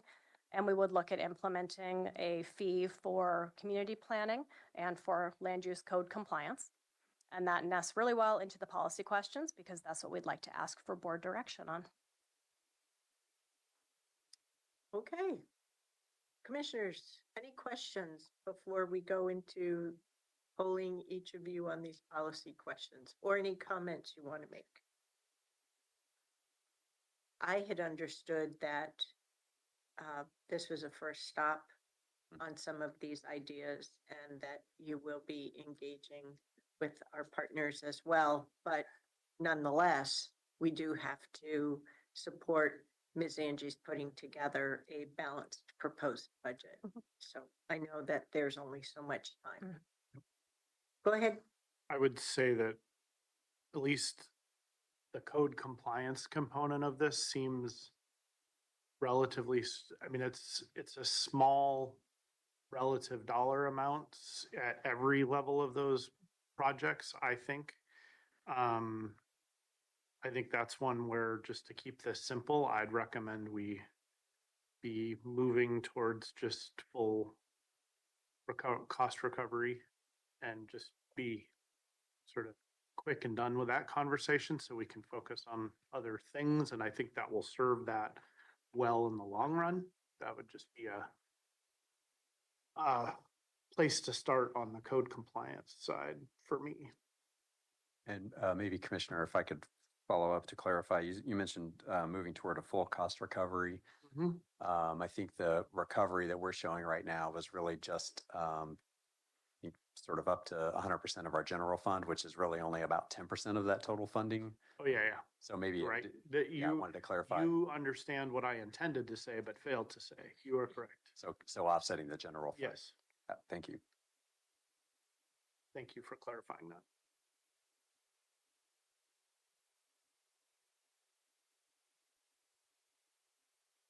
This is hard stuff, folks, but you can't deliver a service without the funding to offer the service.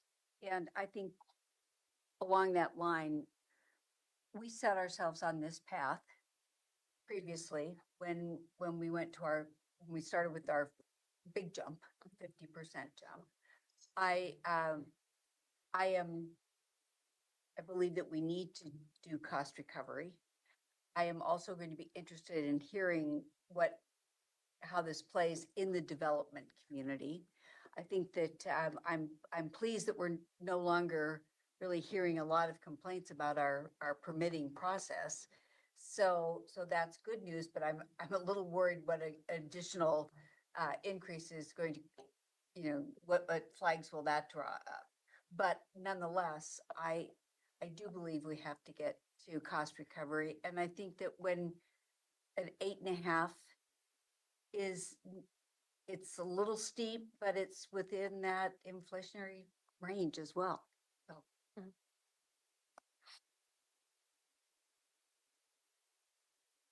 And Commissioner, any additional guidance on the other aspects?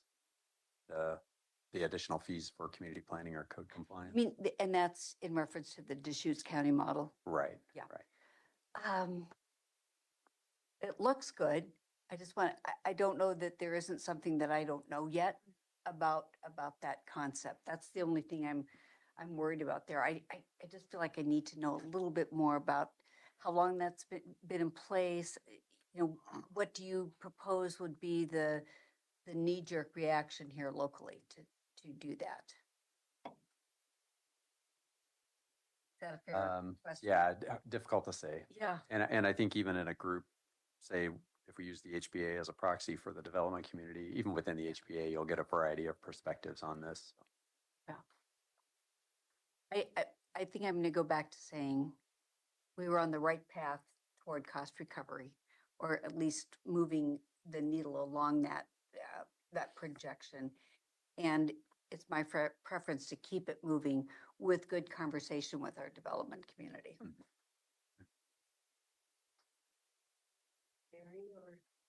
I'm still thinking. Nafisa, go ahead. Yeah, I can go next. Great presentation. Thank you so much. These are always I feel like it's not a budget conversation, but it does feel like a budget conversation. So it's probably why I was probably looking at Tanya for these, but thank you. I know you're juggling. These are hard topics and hard things you're looking into. I would start with the last point that everybody started off, which is the code compliance. Stephen, I heard your answer to Commissioner Snyder to be the general fund focus. You're not recommending full recovery, including the lottery dollars. Not at this time. That was one of the sort of questions I think that we posed, was that that could be a possibility if the board has an interest in looking at ways to help offset not just general fund, but also some of the video lottery share. That is within your policy purview to provide some direction for us to explore that further. We have not run scenarios in that regard yet. We've just done the scenarios that you saw here today. Okay. Well, in the spirit of going into these hard financial times and making hard decisions, couldn't you come back with a proposal that says what that would look like? Full recovery cost? Yes, we can certainly do that.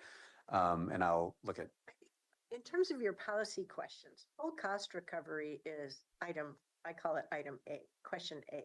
Okay. The other ones are moving forward to partially fund those other things, Correct. which we haven't done yet through fees. right. But So there's a difference between full cost recovery and what B and C are saying. right. And I was just going to maybe clarify if I understand your suggestion, Commissioner Fye, is to really go back and evaluate for code compliance, at least full cost recovery. What would a fee look like for that purpose? Yeah. Okay. And I think that's something we can do relatively quickly, and then we could just share that back with the board in memo format, if that would help. I think getting back in a work session cycle will be challenging. Yep. Yep. In terms of these three questions, 1, 2, 3, yes.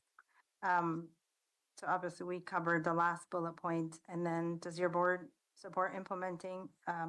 I'm in support of the scenarios that you proposed and coming back with what you've heard.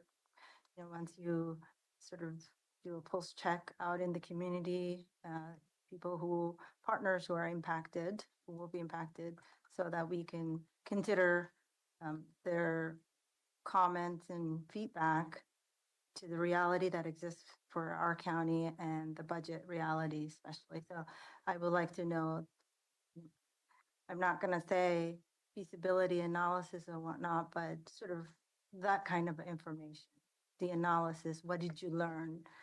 What is the reality that exists? How was the reaction to what you proposed to our partners out there? Does that work for the timing of what the budget officer has planned around this?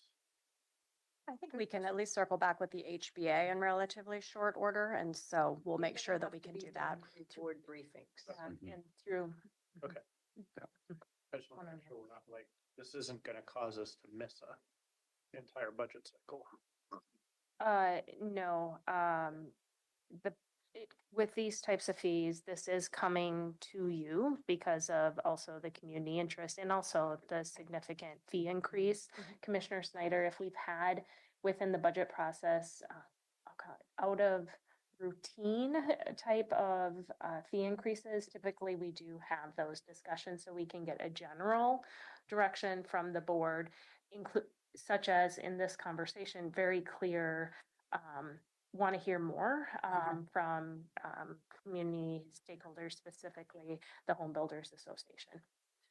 But it would, to the chair's point, it would probably be in one-on-one briefings or email briefings, just with time, both from budget process and also your board meeting schedule. And decoupling the decisions as well. So that first one, the 8.5% annual fee increase, I think we have general guidance to move forward with that part of it. And we, as Commissioner Tree said, got on that path 2 years ago when we did the 50% fee increase and said we're going to keep up every year. So we can move forward with creating our fee table, reflecting that ahead of our deadlines. I think it's the other two, imposing new fees, that are the bigger conversation, that we can bring back more information to answer these questions and share what we've heard from the community. And that would just be, if we do decide to go forward implementing 2 additional fees, that's much easier for us to prepare and put into the fee schedule. Thumbs up on the first bullet point. All my comments. Commissioner Willie? Yeah, I'm okay with the 8.5%. I agree with Pam's analogy on this. We started down this path. Yeah, so we'll see what that looks like. The other two, I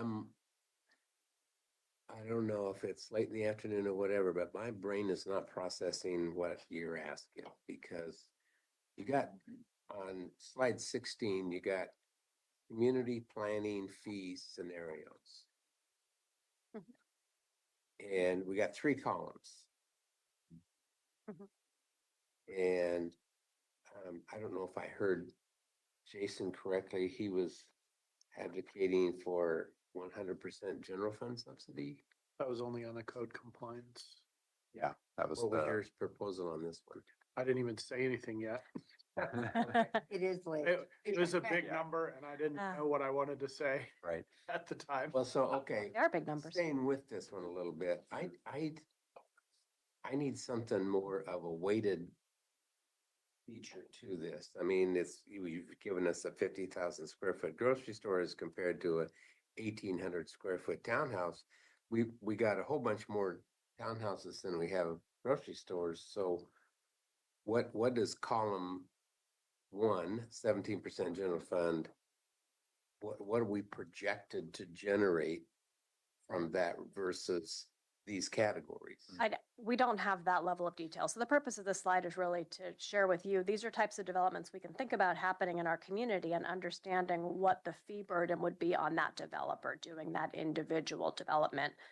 We would be able to generate through the second column, the fee of 0.12%, enough funding to replace the 17% reduction scenario. And so that would be here. So we would be able to generate $324,000 essentially if we implemented that.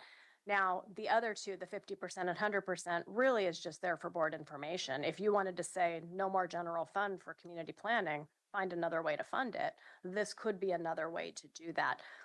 I don't think we're proposing that at this time, but if that's something we're seeing continuous pressure on the general fund and we're looking at reductions year over year, we could be marching down that path. And so that is what this would look like. Yeah, but if I'm reading the previous slide, I think it's the previous one. This one. Yeah, if I'm reading that right, 100% removal of general fund would be $1.9 million. That's correct. Okay, Right. that's a little hefty. So I guess I'd kind of like to know a little bit more information on that, but I'm still inclined, I guess.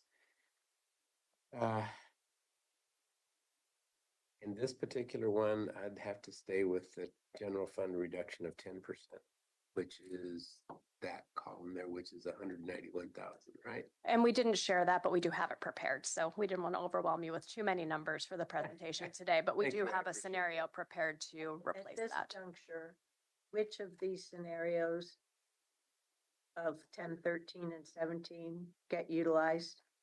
The county administrator. Okay, so the 8.5% was that a 10, 13, or 17? That's neither. The 8.5% is to achieve cost recovery for building services and current planning, which are already 100% fee supported. So, All right, so we're good there. yeah. Right. Then this one here, we're saying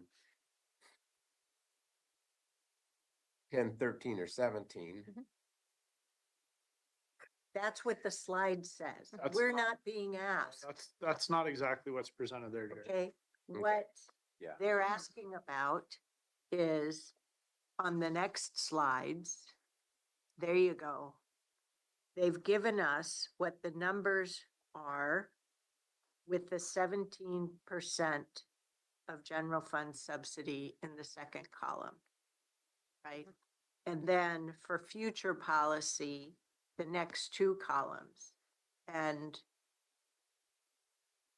do we want them to continue exploring partially funding those activities through scenarios like columns 3 and 4, not necessarily those specific numbers, right? And you could have put a 10% on here and we could interpolate what that number would be, which is somewhere around maybe 3 or 4%. Mhm. Is that right? Of Yes. the column, the first percent change column. And that could be the policy guidance from the board following down that But train of that's not thought, what you which guys are is recommending. not necessarily, but if we knew from the county administrator, the general fund reduction will be 10%, then we could say we will implement a fee that replaces that 10%. We're not looking to generate additional funds for these programs. We just want to keep their funding stabilized because we think we're sufficiently staffed. So. So you're Mary, are you asking done? on item 3, item number 2, does your board support implementing a proposed new building permit fee to partially fund? Okay, I would say yes, maybe. What is that fee? Mhm. Have you told me that fee, or are you just saying, let's consider the possibility? Consider the Proposing possibility. increases on that slide. And you're asking, We've illustrated those fees Yeah. on that slide. Right. Potential fees, I would say, right? So if we assumed 17, and we used it as our baseline, the 17% general fund reduction offset essentially. Mhm. So that's what that first scenario is on that slide. okay, So I would suggest that this is the first time you're having this conversation.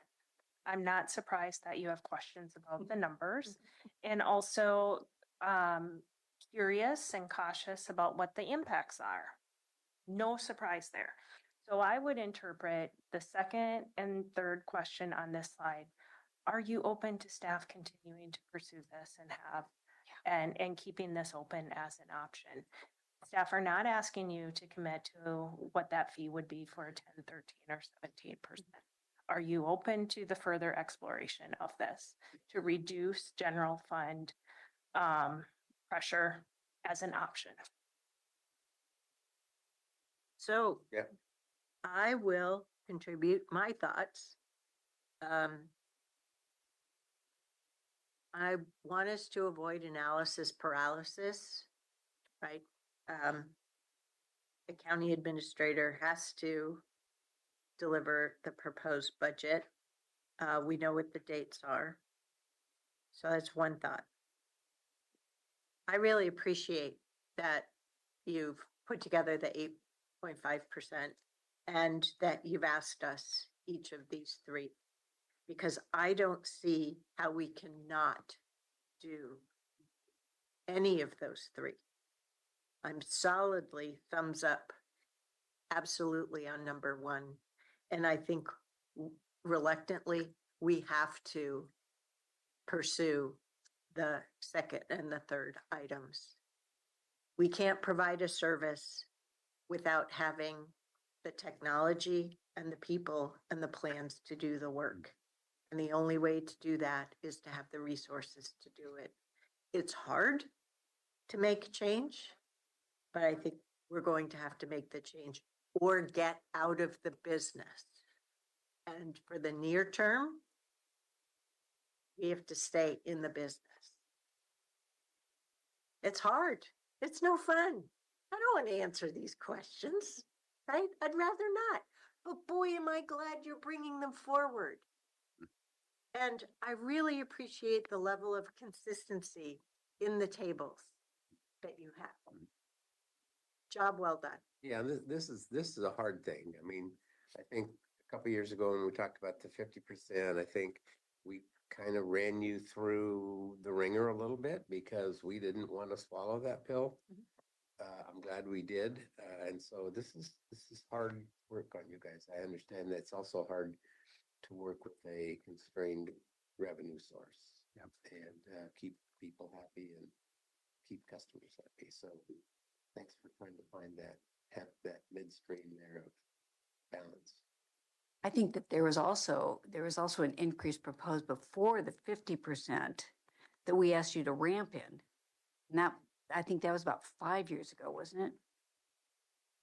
No, I think we looked at a variety of options before we implemented the 50. There Was was that it? 40, 10, and And we had delays. I on the remember we went- CWS side. Oh, yeah. It was a 40% first year, 10% second year, and then we said, no, we're just gonna rip We're the gonna bite Band-Aid the off bullet and here. do the 50 and yeah, in hindsight. Oh, we're the good really- old days. We're really glad that you provided that direction. It turned out to be quite important. Well, it's stake in this. Okay. So are you comfortable in your summary for today? We have what we need, and we will do some follow-ups on a scenario looking at potentially full cost replacement of the code compliance function. And then we'll just let you know what we hear back from folks at the HBA. And if we have opportunities to engage with some other development stakeholders, we'll try to do that as quickly as possible. Thank you for all the work that went into this table. And I just want to underscore any further conversation on this item will be through board briefings or through emails. We will not have scheduled work sessions that are anticipated at this time before the proposed budget is released. So if there's questions or curiosity you have, please feel free to reach out. Indeed. Thank you. Thank you. All right, at this juncture, we're going to take a 15-minute break. We will pause here and reconvene at 3:40, in which case we have one more topic for today, and that is the bike facility selection for the 205th Avenue Bridge Improvement Project. Okay, Stay on time, you got 20 minutes. thank you. Just there.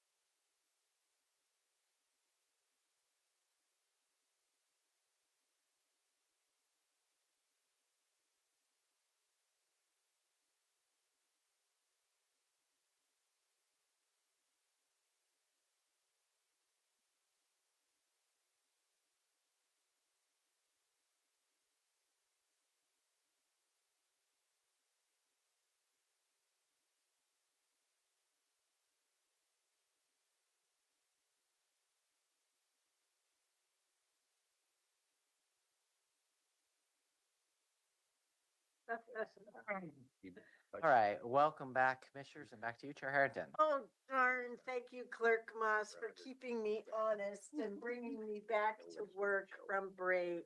So here we are. We have one more topic for the day and then we'll be done. Hey, us. Only to reconvene tomorrow night in the meeting and only to reconvene again on Thursday. Yes, we are seeing a lot of one another these first 2 weeks of January. Get on with it, Catherine. Next topic. Yeah. LUT again, bicycle facility selection for the 205th Avenue Bridge Improvement Project between Gracie Street and Quatama Road. Take Great. it away. Thank you, Chair Harrington and Commissioners. And now for something completely different. We were just talking about how to raise revenues. Now we're talking about how to spend funds. And so, Burning a hole in your pocket, is it? right, we get to do both. Yes. And I want to acknowledge we have a couple of folks from our capital projects team here. Andy Morris is our principal project manager, and Jason Kivett in the back is the project manager that's working on this specific project. In case you have any more detailed questions, they'll be happy to help us out with that. Nice to meet you, gentlemen. Thanks for what you do. Right, board? Right. Oh, I forgot I have the clicker. Okay. So we want to run through these, and I know Commissioner Snyder, this will be your first rodeo on this. The rest of the board members have been through this a few times, but we'll take a look at sort of this particular project's location and context, current conditions there. I'm going to show you a few bicycle facility alternatives, two alternatives here. We'll highlight some community input we've received to date, and then ask for your consideration of our staff recommendation. And I want to clarify the reason that we're doing these, that we have a board adopted resolution from 2017 that stated the board's general preference for separated bike facilities where that's feasible. And in that policy, it requests that we bring forth at least two alternatives for your board's consideration, at least one of which must include some sort of an off-street type bicycle facility, or not off-street, but an enhanced bicycle facility. Like not sharing with the road. Correct. Or something more than just a standard bike lane. Yeah. So the two questions that we'll have for you to circle back at the end is, do you concur with the staff recommendation on this bike facility recommendation, or is there additional information that would be helpful as we go through this? So we'll jump into the context. So the definition of this project, this is a MISTIP 3F project list description, the first paragraph on this slide. And so it basically says the objective here is replace a functionally obsolete bridge on 205th Avenue. Will include sidewalks, bicycle facilities, street lighting on 205th from Baseline Street to Quatama Road. And the full extent of Baseline to Quatama includes both this project focus area, which the chair mentioned is between Quatama and what's called Gracie Lane, which is a residential street sort of in the middle of the segment there, and we'll see this on a map. So we have the MSTIP project, which is really focused around the bridge, so the northern portion of that larger segment of roadway, and that'll be funded through a combination of MSTIP funds and transportation development tax funds. So we currently have about $27.2 million in total funds that are available for this project in those funding allocations. There's a separate project, and I'll just go ahead and flip the slide over here. So sometimes the picture is worth 1,000 words. So the area that's outlined in red here is the current project, the stretch that we're going to be talking about today and focused on. The southern portion, the gold dashed line, is a separate project that is going to focus primarily on repaving the roadway and implementing accessibility improvements for that section of the roadway. That project will also include restriping the road to add bike lanes where it does not currently have them. And will also be also with funding from this particular capital project, we're also going to extend that project scope just a little bit to ensure that we actually have good street lighting all the way through that segment down to Baseline Road. So there will be just a little bit of overlap between these two projects. So the land uses in this area, predominantly residential. There's just a little bit of the darker or bright red more intense red down at the bottom near Baseline Road. That's a commercial center, a neighborhood commercial center. But the other uses are all relatively lower density residential uses until you get north of the curve in the road. And then up there, you have some slightly higher density residential uses up there. Could I just share this now? Sure. And the light rail station is right there as well. Also, I'm always impressed on my commute to work in my car, how many people ride their bicycles during their commute. Mm. And with all of my recreational riding, I have also been through this area very extensively over the last 34 years. And if one wants to get between the South Hillsborough residential area up to the northern Hillsborough, but still south of US 26 area without going on Cornelius Pass Road, which is a big old hunkin' arterial, there is a very, by comparison, neighborhood-like navigating neighborhood streets. And so this segment is part of that scenario of how to be following more neighborhood streets on up to the northern Hillsborough employment areas. So thank you for your referencing all the different land uses. But it's one reason why I'm really pleased to see what you have examined and what your recommendation is moving forward. Great. Yeah, thank you. That's great input. Okay. Oops. I think I clicked both buttons. So in the transportation system plan, 205th is designated as a collector street. So that's our second highest classification below an arterial road. Baseline itself is an arterial road. This is unique in that this is actually a collector that's designated for 4 to 5 travel lanes in the transportation system plan over the long term. Generally, arterials are primarily the roads that are going to be 4 to 5 lanes. This is sort of an anomaly in some ways.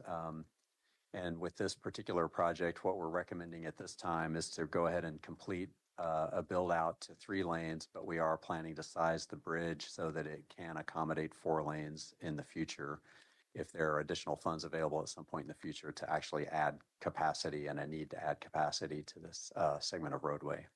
So what we'd be implementing would be an actual 3-lane proposal here. That's a mid-turn lane, middle. Correct, yeah. Lane, okay. Well, I'm very familiar with that area. So as you come from the north, that's a fairly nice 2-lane street, and you're going to go into a 3-lane at Gracie or at Quatama. Okay. There's a lot of grade change there too, right? There is currently, yeah. Making sure I have the right visual from Yeah. my Yeah, time. and we'll have some pictures here too, yeah, to give you a sense of what it looks like there. So we have bikeway designations in our transportation system plan. This is designated as a major street bikeway, and what the transportation plan says is that on a major street bikeway, a 6-foot what is now our standard bike lane or buffered bike lane is generally considered sufficient to accommodate cyclists. We also have another designation, which this is not, but the enhanced major street bikeway. So Baseline Road, you can see the green line is an enhanced bikeway. And in that case, we consider the buffered bike lane would be the minimum acceptable treatment. And then we encourage, when feasible, to look at other varieties of cyclist separation when that's feasible. This community is also part of a pedestrian and bicycle district. So that's the green area that you see. And this segment of roadway on 205th is designated as a streetscape overlay. And so that talks about things like pedestrian features that respond to the context, but could include wider sidewalks, medians, reduced travel lane widths and pavement widths, curb extensions, which help reduce the pedestrian crossing distances, and on-street parking and street trees. So trying to make places that are more attractive for people who are cycling and walking. So Stephen, just you're talking about bike lanes and things, and then we were talking about 3 lanes. As you know, up to the north, as you cross over the light rail station, all of that's a huge area that has had a sign on it now for a couple of years. Kind of a future development. Is that City of Hillsborough? Would that fall under City of Hillsborough? That is Would City of come to us? Hillsborough. Yep. Would we know of anything? Because that would add significant traffic on 205. Yeah, we do a lot of extensive coordination with cities when there are development applications that affect a county road, and this is a county managed road, so we coordinate very closely with them and or as early as the pre-application conference stage. Okay. Yeah. That development goes in and adds, I don't know, 200 or 300 more people, then all of a sudden we've got an undersized road. Yeah, we definitely take a We've look had at a those. lot of apartment development going in already just north of there. Yeah. The last 5 years have added more than Actually, I have 200 dwelling a condo units. right there at Quatama, and yes, I see it. Yeah. It's crazy how much Yeah. that's grown. And I think that bears out in this slide, Commissioner, that we're expecting the traffic volumes there to more than double probably over the next 20 years or so. Okay. That's why I am supportive of doing the bridge build out now, Okay. right? Mhm. But we're not doing the right of way acquisition for building out the road expansions that are needed to the north and the south. And we'll talk a little bit more about that too. And maybe you could see it on some of the earlier images, but there's a lot of existing single family residences and commercial properties that would have significant impacts if we were to try to widen that full roadway out to that potential future 5-lane cross section. Okay, so current conditions, we'll just run through these fairly quickly, but to the south of the bridge, so the purple segment here, and north, I want to caveat, north is to your right there. So there's a little north arrow turned on its side there. But you see that there's a 3-lane roadway striped there. The roadway was actually constructed adjacent to some development that occurred over the last, say, 10 to 15 years, wide enough ultimately for a 5-lane cross section, but it's striped right now for 3. So you can see there's quite a lot of excess pavement there on one side of the roadway. The bridge itself, if any of you have driven it or cycled on it, it is extremely narrow. It's probably just 20 feet, if that, with no sort of shoulder or anything. It's just guardrails right at the edge of the travel lane. And it is fairly steep, and there's a curve all happening right in the same location here. And the pavement's bad shape. And the pavement's not great, exactly. So north of the bridge, then we widen back out to what looks like a more typical urban 3-lane cross section there. And it does have sidewalks, but only a bike lane on the one side. So where's the bike lane indication on the bridge? There is no bike lane. There's actually a So they're going to be on the street? Full lane. Yeah, there's a pedestrian bridge that's been added to the vehicle bridge. It's literally hanging off the side of the vehicle bridge. And that was added a number of years ago just to help ensure that we could have pedestrians get through safely. But the bikers go onto the road. Generally, we'll stay on street. Mhm. Okay. They could use the pedestrian path, of course, but. There's people in it. Right. So these are just the photos here again. So this is starting south of Gracie Street, actually. So we're looking north at Gracie Street's just to the just in the picture here. A little hard to pick out, but again, you'll see that extra wide pavement that I mentioned on the right side of the road there. No bike facilities currently striped in here, and then we do have this very large shoulder there. There's the bridge. As I mentioned, very, very narrow, very tight, and you can sort of see that added pedestrian structure on the right hand, the east side of the roadway there. And there are no bike facilities striped here, of course. And then back to the north, so you can see going, that white car that is pointing toward us is going southbound, so heading toward Baseline Road. You can see there is a bike lane striped on the one side, but not on the other currently. But you can see both sides do have sidewalks here, and it is more urban feeling here.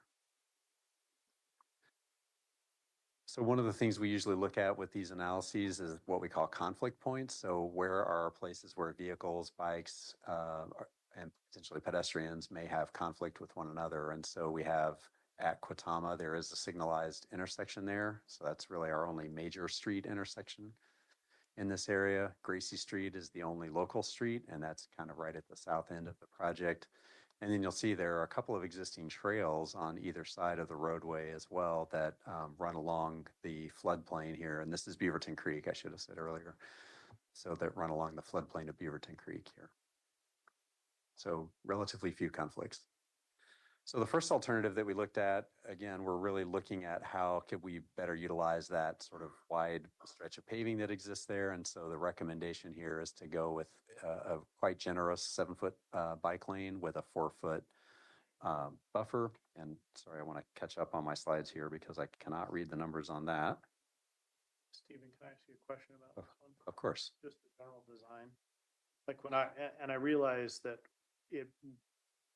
this comment / question may get answered when you show the sort of the north of the bridge part. But when I'm looking at this cross section from just a general, I'm not a professional at this, but when I look at this, it seems like the landscape's in the wrong spot. Like you could make the landscape be the buffer close to the car and have bicyclists and walkers near each other and away from cars, as opposed to now you've got bikers and cars nearish each other, separated by walkers. Is there something about the design I'm missing here about why this would be preferred? No, that's a good question, Commissioner. And I think that what we have found in some cases, we are building some what I would call multi-use paths or shared use facilities that can actually create more conflicts between cyclists and pedestrians because But you wouldn't even have to do that here, right? You could just move the landscape and have a separate bike lane and a separate sidewalk and Yep. still have it away from cars. And the county and Clean Water Services have no way to clean it. And this bridge is on a downhill. And so gravel flows down onto the bridge. I mean, if maintenance is there or those considerations, I understand that, but Yeah. just looking at the cross section, Yeah. maybe as you go through this, you can comment on that. Yeah, and I'll touch on a couple of things, but yes, maintenance obviously is a big issue, and so we're really challenged in providing the upkeep of what I would call fancier kinds of facilities. Let me just being honest that the cost of maintaining those and the logistical challenges can be a little bit onerous. So these kinds of facilities tend to work quite well for that reason. And then in addition, when we put the landscape areas immediately adjacent to the roadway, we do have some challenges around roadway drainage, just ensuring that we have enough paving space so that the roadway drainage doesn't create ponding in the travel lanes and start causing conflicts for our bikes and pedestrians. So there are some logistical challenges there too.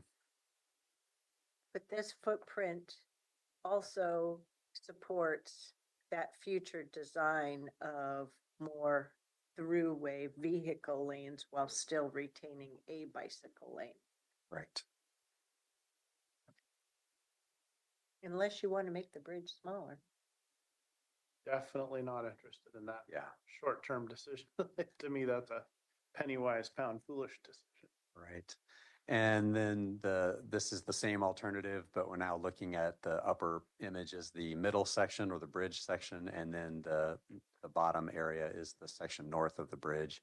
And so you can see the cross section remains pretty consistent here. It's 3 vehicle lanes, a relatively wide bike buffer, and a relatively wide bike lane. The difference here from the last segment is that we're showing 8.5 foot sidewalks. Yes. That are curb adjacent on both of these 2 sections. And so again, that gets back to Some of the existing improvements are constructed in this way, and then also that's kind of the intent of the bridge would be to have the pedestrian facility worked into the bridge, but we're also challenged to try to keep the bridge footprint itself as narrow as we possibly can because of the environmental impacts and requirements that come with having a bridge over the floodplain in the sensitive areas. It just dawned on me. I had a question I should have asked previously. Mhm. Right now, with the existing bridge, if you're going north of the bridge is a slope up. And the other way, I mean, Correct. it's a bowl. There's a slope up and a slope up. When you build the bridge, are you gonna build it at the same grade as the current bridge? I'm assuming that you're gonna close that area during the construction so you can get it done faster. Could be a bad assumption on my part. But are you gonna build a bridge that's down at that same level or higher up? Yeah. Yeah, I'm going to turn to an expert. I'm phoning a friend. Thank you for being here. Thank you. So the new bridge design will be up above the floodplain, which is approximately 15 feet taller than the existing bridge, so that a lot of the dip will be removed with the new construction. Not all of it, but most of it. Correct. Okay. On the north side and the south side. Cool. Correct. Thank you. Yeah, and that is one of the things that happens. And Jason, I think, correct me, but the current bridge is very short. The new bridge is going to be much longer. Yeah. Okay. And so we're actually, the current bridge doesn't fully span the floodplain rather, and the new bridge will expand the full, across the entire floodplain. And it comes up, as Jason's saying, we need to get it elevated above the 100-year floodplain. Mhm. Yeah. Gonna be a wildlife friendly bridge. Turtles. Yes. Yeah, it'll be much easier to cross for all sorts of critters underneath. Turtles. So no landscape on these cross sections? No landscaping, correct. And of course, there is adjacent landscaping that would be within the right of way, but not immediately adjacent to the roadway itself. Butternut Creek Bridge in South Hillsborough just No. opened last September. That's what we just did. Last fall. Mhm. Yeah. Might be good to check that out. And you have to go under. It's got a pedestrian bridge suspended from the vehicle bridge. So that's a unique feature there too. We should also note that the sidewalks are 8.5 feet now, whereas they were 6 feet in the other part of the cross section. Mhm. Great. Okay. And then this is just a map that tries to sort of lay out the various options here with using lines on a map. The blue dashed line or the sort of cyan color, that's the 7-foot on-street bike lane, the 4-foot striped buffer, 6-foot sidewalk. The red lines are the bridge and areas north of the bridge. So same bike facility, but with the 8.5-foot wide sidewalks. Moving on to alternative 2. The south section proposes a potential multi-use path. And so that, I think, Commissioner, gets to your comment earlier about the opportunity for bikes and pedestrians potentially to share. It's really a wide sidewalk, but certainly would function as a multi-use path.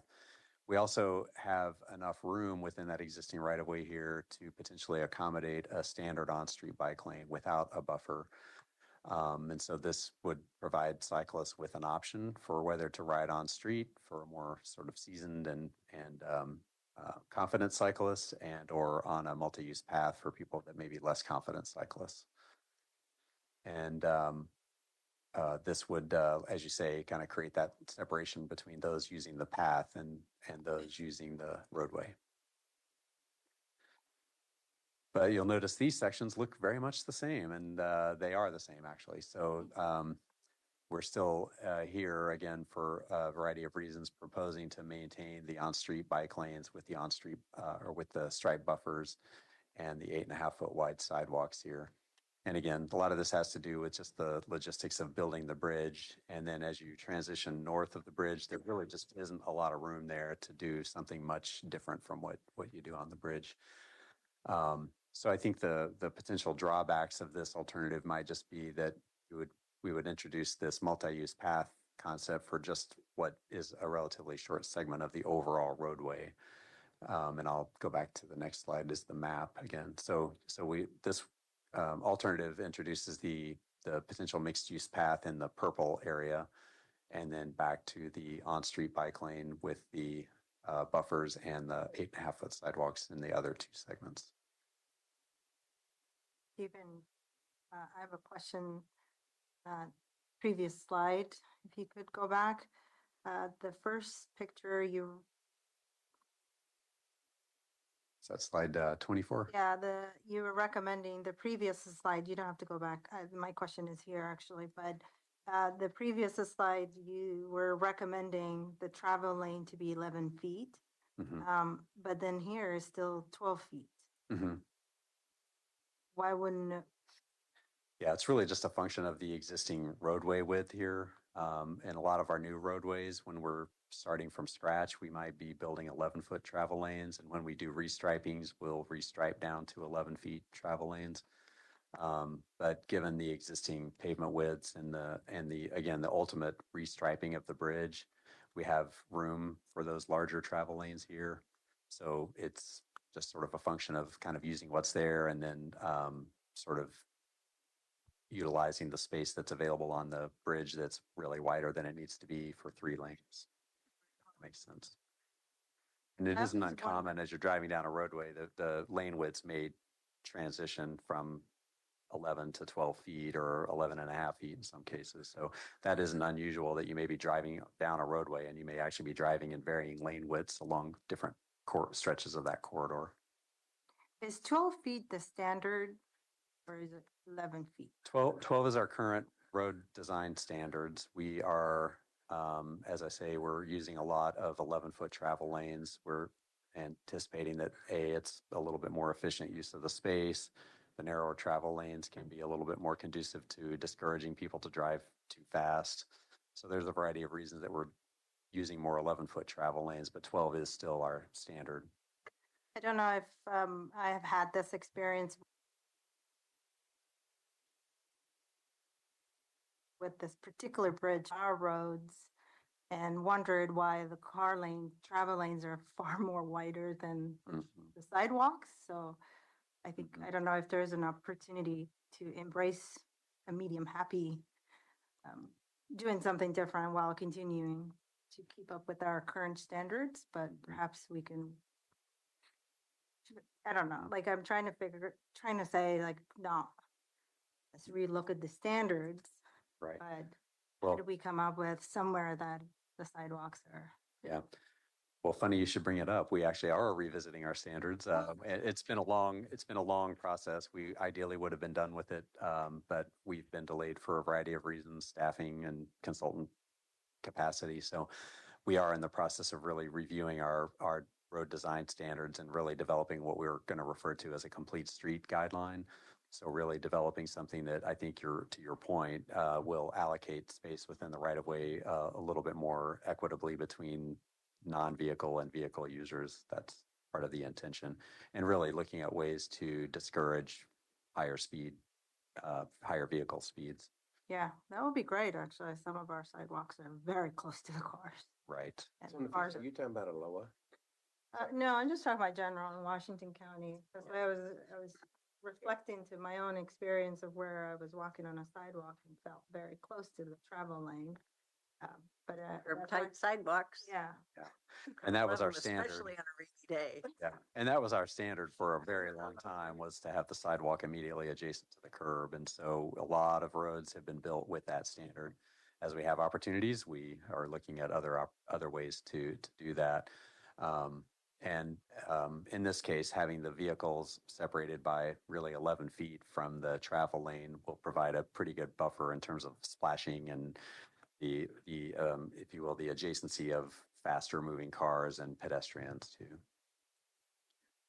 So since we've had a conversation about lane widths, I'll share that over the last 3 or 4 years, as I've bicycled around, I've tried to pay attention to driver behavior around me, and I've become increasingly bothered by the fact that if there is a safety hazard in the bike lane, So I'm over hugging the leftmost bike lane.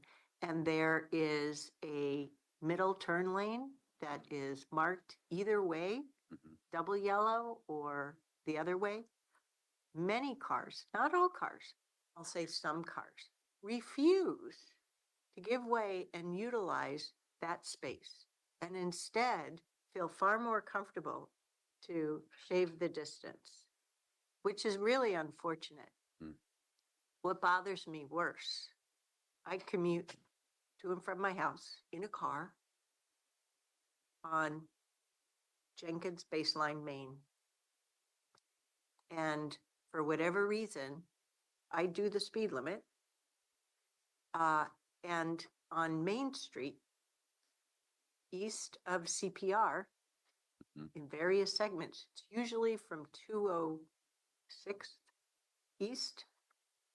Cars don't like the fact that I'm going 40 miles an hour or on Main, 35 miles an hour. I'm doing the speed limit.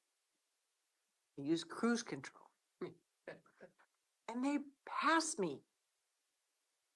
Like the middle lane is a passing lane. And I'm like, people, these are neighborhoods. Come off it. So when we were going over the public safety levy earlier today, the polling about hazardous driving or something like that. Speeding. Mhm. Yeah. I was paying attention. Come on, people. So, yeah, I mean, you've made us very aware that road design influences behavior, Mhm. but there's a lot more in society that influences driver behavior than I would like to admit. And I am not a source of scientific study. I left that behind with the Metro Council. Indeed. Stephen, is the 4-foot buffer, like again, looking at this, at the widths that are described here, you're on slide 24 right now? 24, yes. Making sure I'm looking at the same ones. So 4-foot buffer, is that, I mean, clearly what you're saying, there's, yeah, that's, I mean, that's a lot, Generous. right? That's generous, I think. Yep. You're saying the travel lane goes to 12 feet here. So is, what I'm trying to establish, since I'm not the expert in this, is 4-foot buffer is generous and big. 2 feet is the stand. Sorry, 2 feet is our standard buffer. Okay. So this is double what the standard is. Correct. Okay. So this should feel pretty safe to people. I think it will create a good sense of separation distance wise. Right. Design wise, it's probably not going to slow cars down from feeling tight though. I'm not saying we should be. I just, again, I'm trying to just understand how the feel will be. Correct. Okay. Right. Thank you. Yeah, and these are very conceptual at this point. There will be a lot of work that the project team will do as they continue refining the designs as we go further into this. But this is all good feedback too. Yeah, and I think in considering that, looking out 15 years into the future, we've already got the roadway Yes. developed, so now we need to put a little bit more capacity in there. We've got space to do that. Yeah. I don't know where the bikes and pedestrians go safely, but yes. So this is a 3E preliminary design and a 3F final design and construction. Correct. So this is one of those projects in that great table you gave us. Yes. Yep. Yep. Just stand back. Okay. Well, I'll move on. And so So Commissioner Snyder and Commissioner Treese will be here for the groundbreaking. Bye. Oh, good grief. I did it again. It's okay. I always get names right. I'm pointing to the. You were looking at. Don't worry, my bike.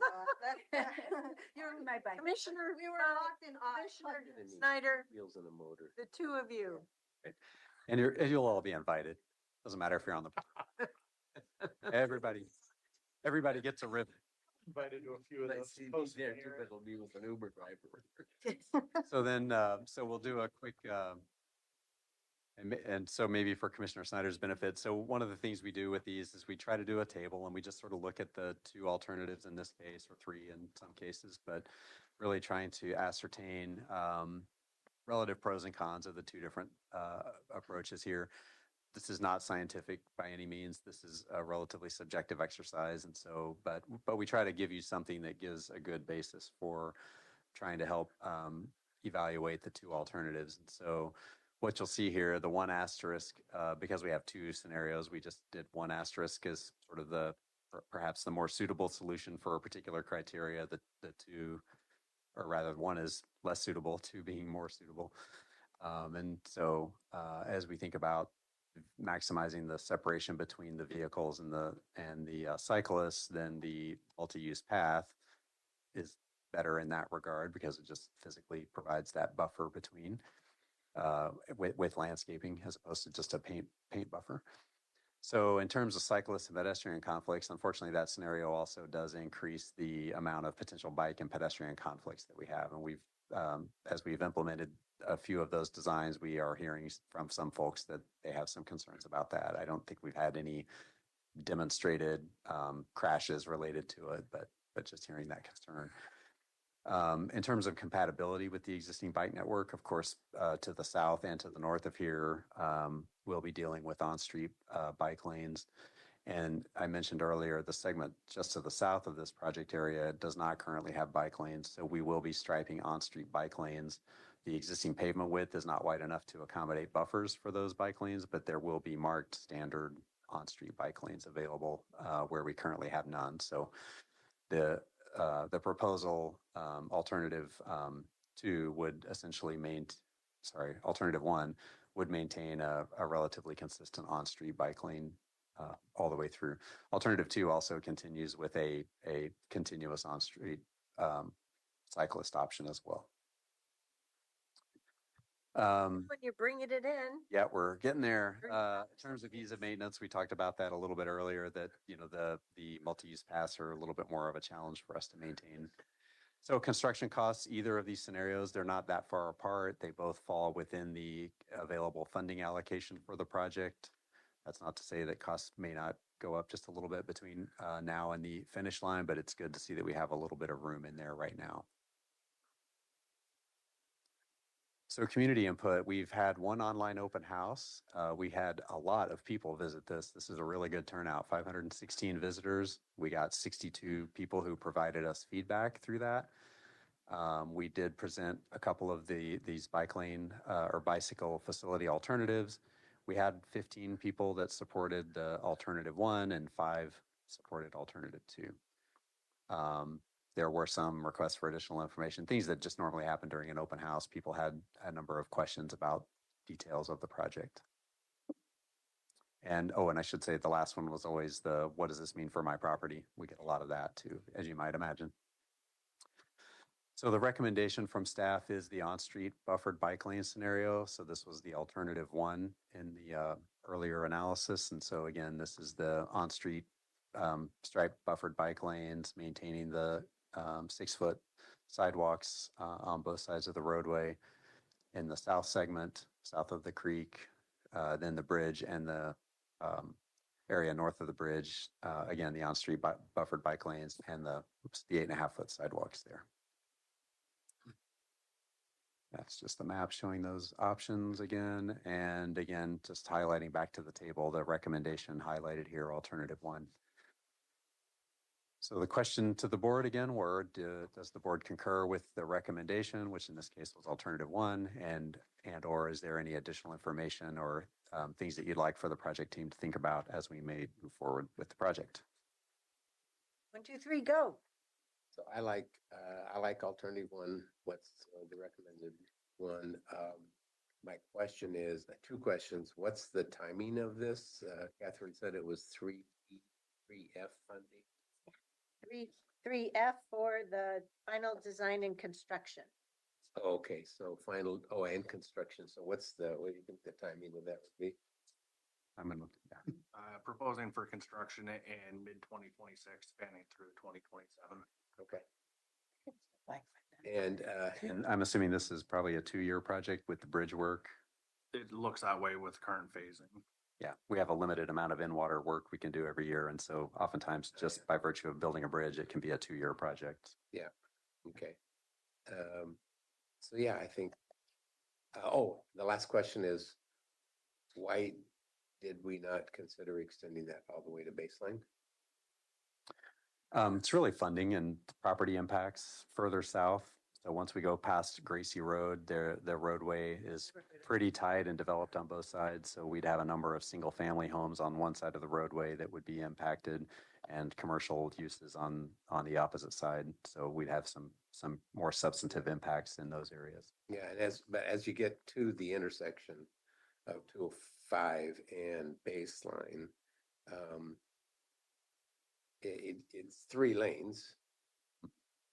But yeah, I don't know, but I'm hoping at least we consider putting some new pavement over there because that street's pretty worn out. Yeah, the purpose of that project really is a repaving project. So that'll include the paving, the accessibility upgrades, and striping the bike lanes. Right, okay, all right.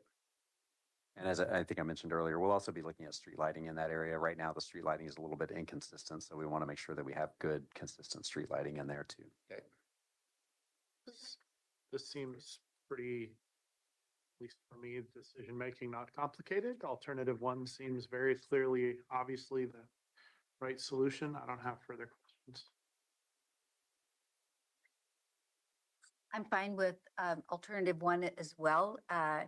That's very close to where I fell in the bike lane and broke my collarbone. So I just want to point out, thank you for your consideration around sweeping the bike lanes. Lawsuit pending. 32nd Avenue could use some help. Mhm. I know someone who might be able to phone a friend. I'll weigh in. Stephen, thank you for your presentation and thank you to the staff that attended and thank you for your contribution here to the board. Aaron, thank you as well. I don't really have any questions. I was going to weigh in on this recommendation question that you posed. I will go with the staff recommendation. When I was reviewing this material, alternative 2 for the South Bridge seemed comfortable to me because I was trying to distance myself from the cars. But it sounds like this is what subject matter experts are recommending, as well as the community members that you ran through with it, and noticing that the community picked overwhelmingly alternative 1. So I'm happy to comply and go with the masses here. And then the bridge and the North Bridge, I'm comfortable with the staff's recommendation.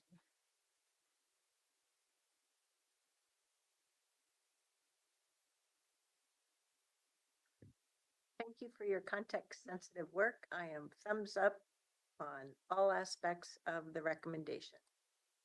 Excellent. All right. I think that over the years, as bike solutions have evolved, not only in theory, but in practice here in our area, I appreciate how you've learned from context and I see you applying context very well.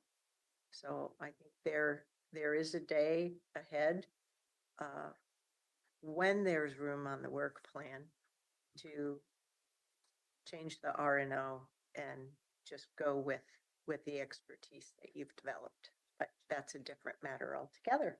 Indeed. Thank you. So terrific work. Thank you. Thank you. Appreciate your time. For being here, for phone a friend. Appreciate it. Right. Okay, that is it for today's agenda. Courtney has something more. Yes, sorry, Chair and Commissioners. I know it's been a long day, but I do need to share some news with you that came in during this afternoon session. The Lane County Board of Commissioners today voted to hire Rob Bovet as their new county counsel. So he has given his letter of resignation, which I would like to read to you all, if you don't mind. It says, "Dear Courtney, this letter is to inform you that I am resigning my position as senior county counsel with Washington County effective at the end of Monday, February 17th, 2025. I begin a new position as county counsel for Lane County the following day. It's been my pleasure, honor, and privilege to have served Washington County. As you know, Washington County Council's office is a wonderful place to work with highly talented and dedicated crew of public servants that I will miss greatly. I will also deeply miss my other Washington County colleagues, especially those I worked with most closely in land use and transportation, ITS, community corrections, juvenile elections, HHS, CAO, and intergovernment relations. I wish you, the office in Washington County, all the best. And Washington, Say Lane County or Lane. Lane County? Lane. Lane. And they did put out a press release today about it. So that's why I wanted to make sure we let you know as soon as we had the opportunity. Well, thank you very much, and congratulations, Rob. I know I am thrilled Aaron's with not your excited. continuing your public service. Actually, none of us are thrilled that you're leaving Team Washington County because you've been doing awesome work for us, and we've really enjoyed having you here. But for me, what's pivotal is you're continuing your public service and contributing to legal matters that help the state of Oregon be a wonderful place. So thank you, thank you, thank you. I have a contract with Guido if we need. Guido. And Rob, would you please help us staff the vacancy that we now have? Thank you. Thank you. That's it. Anything else for today, folks? Nope, seeing none, we're adjourned. What a recruiter said. Oh, that's right.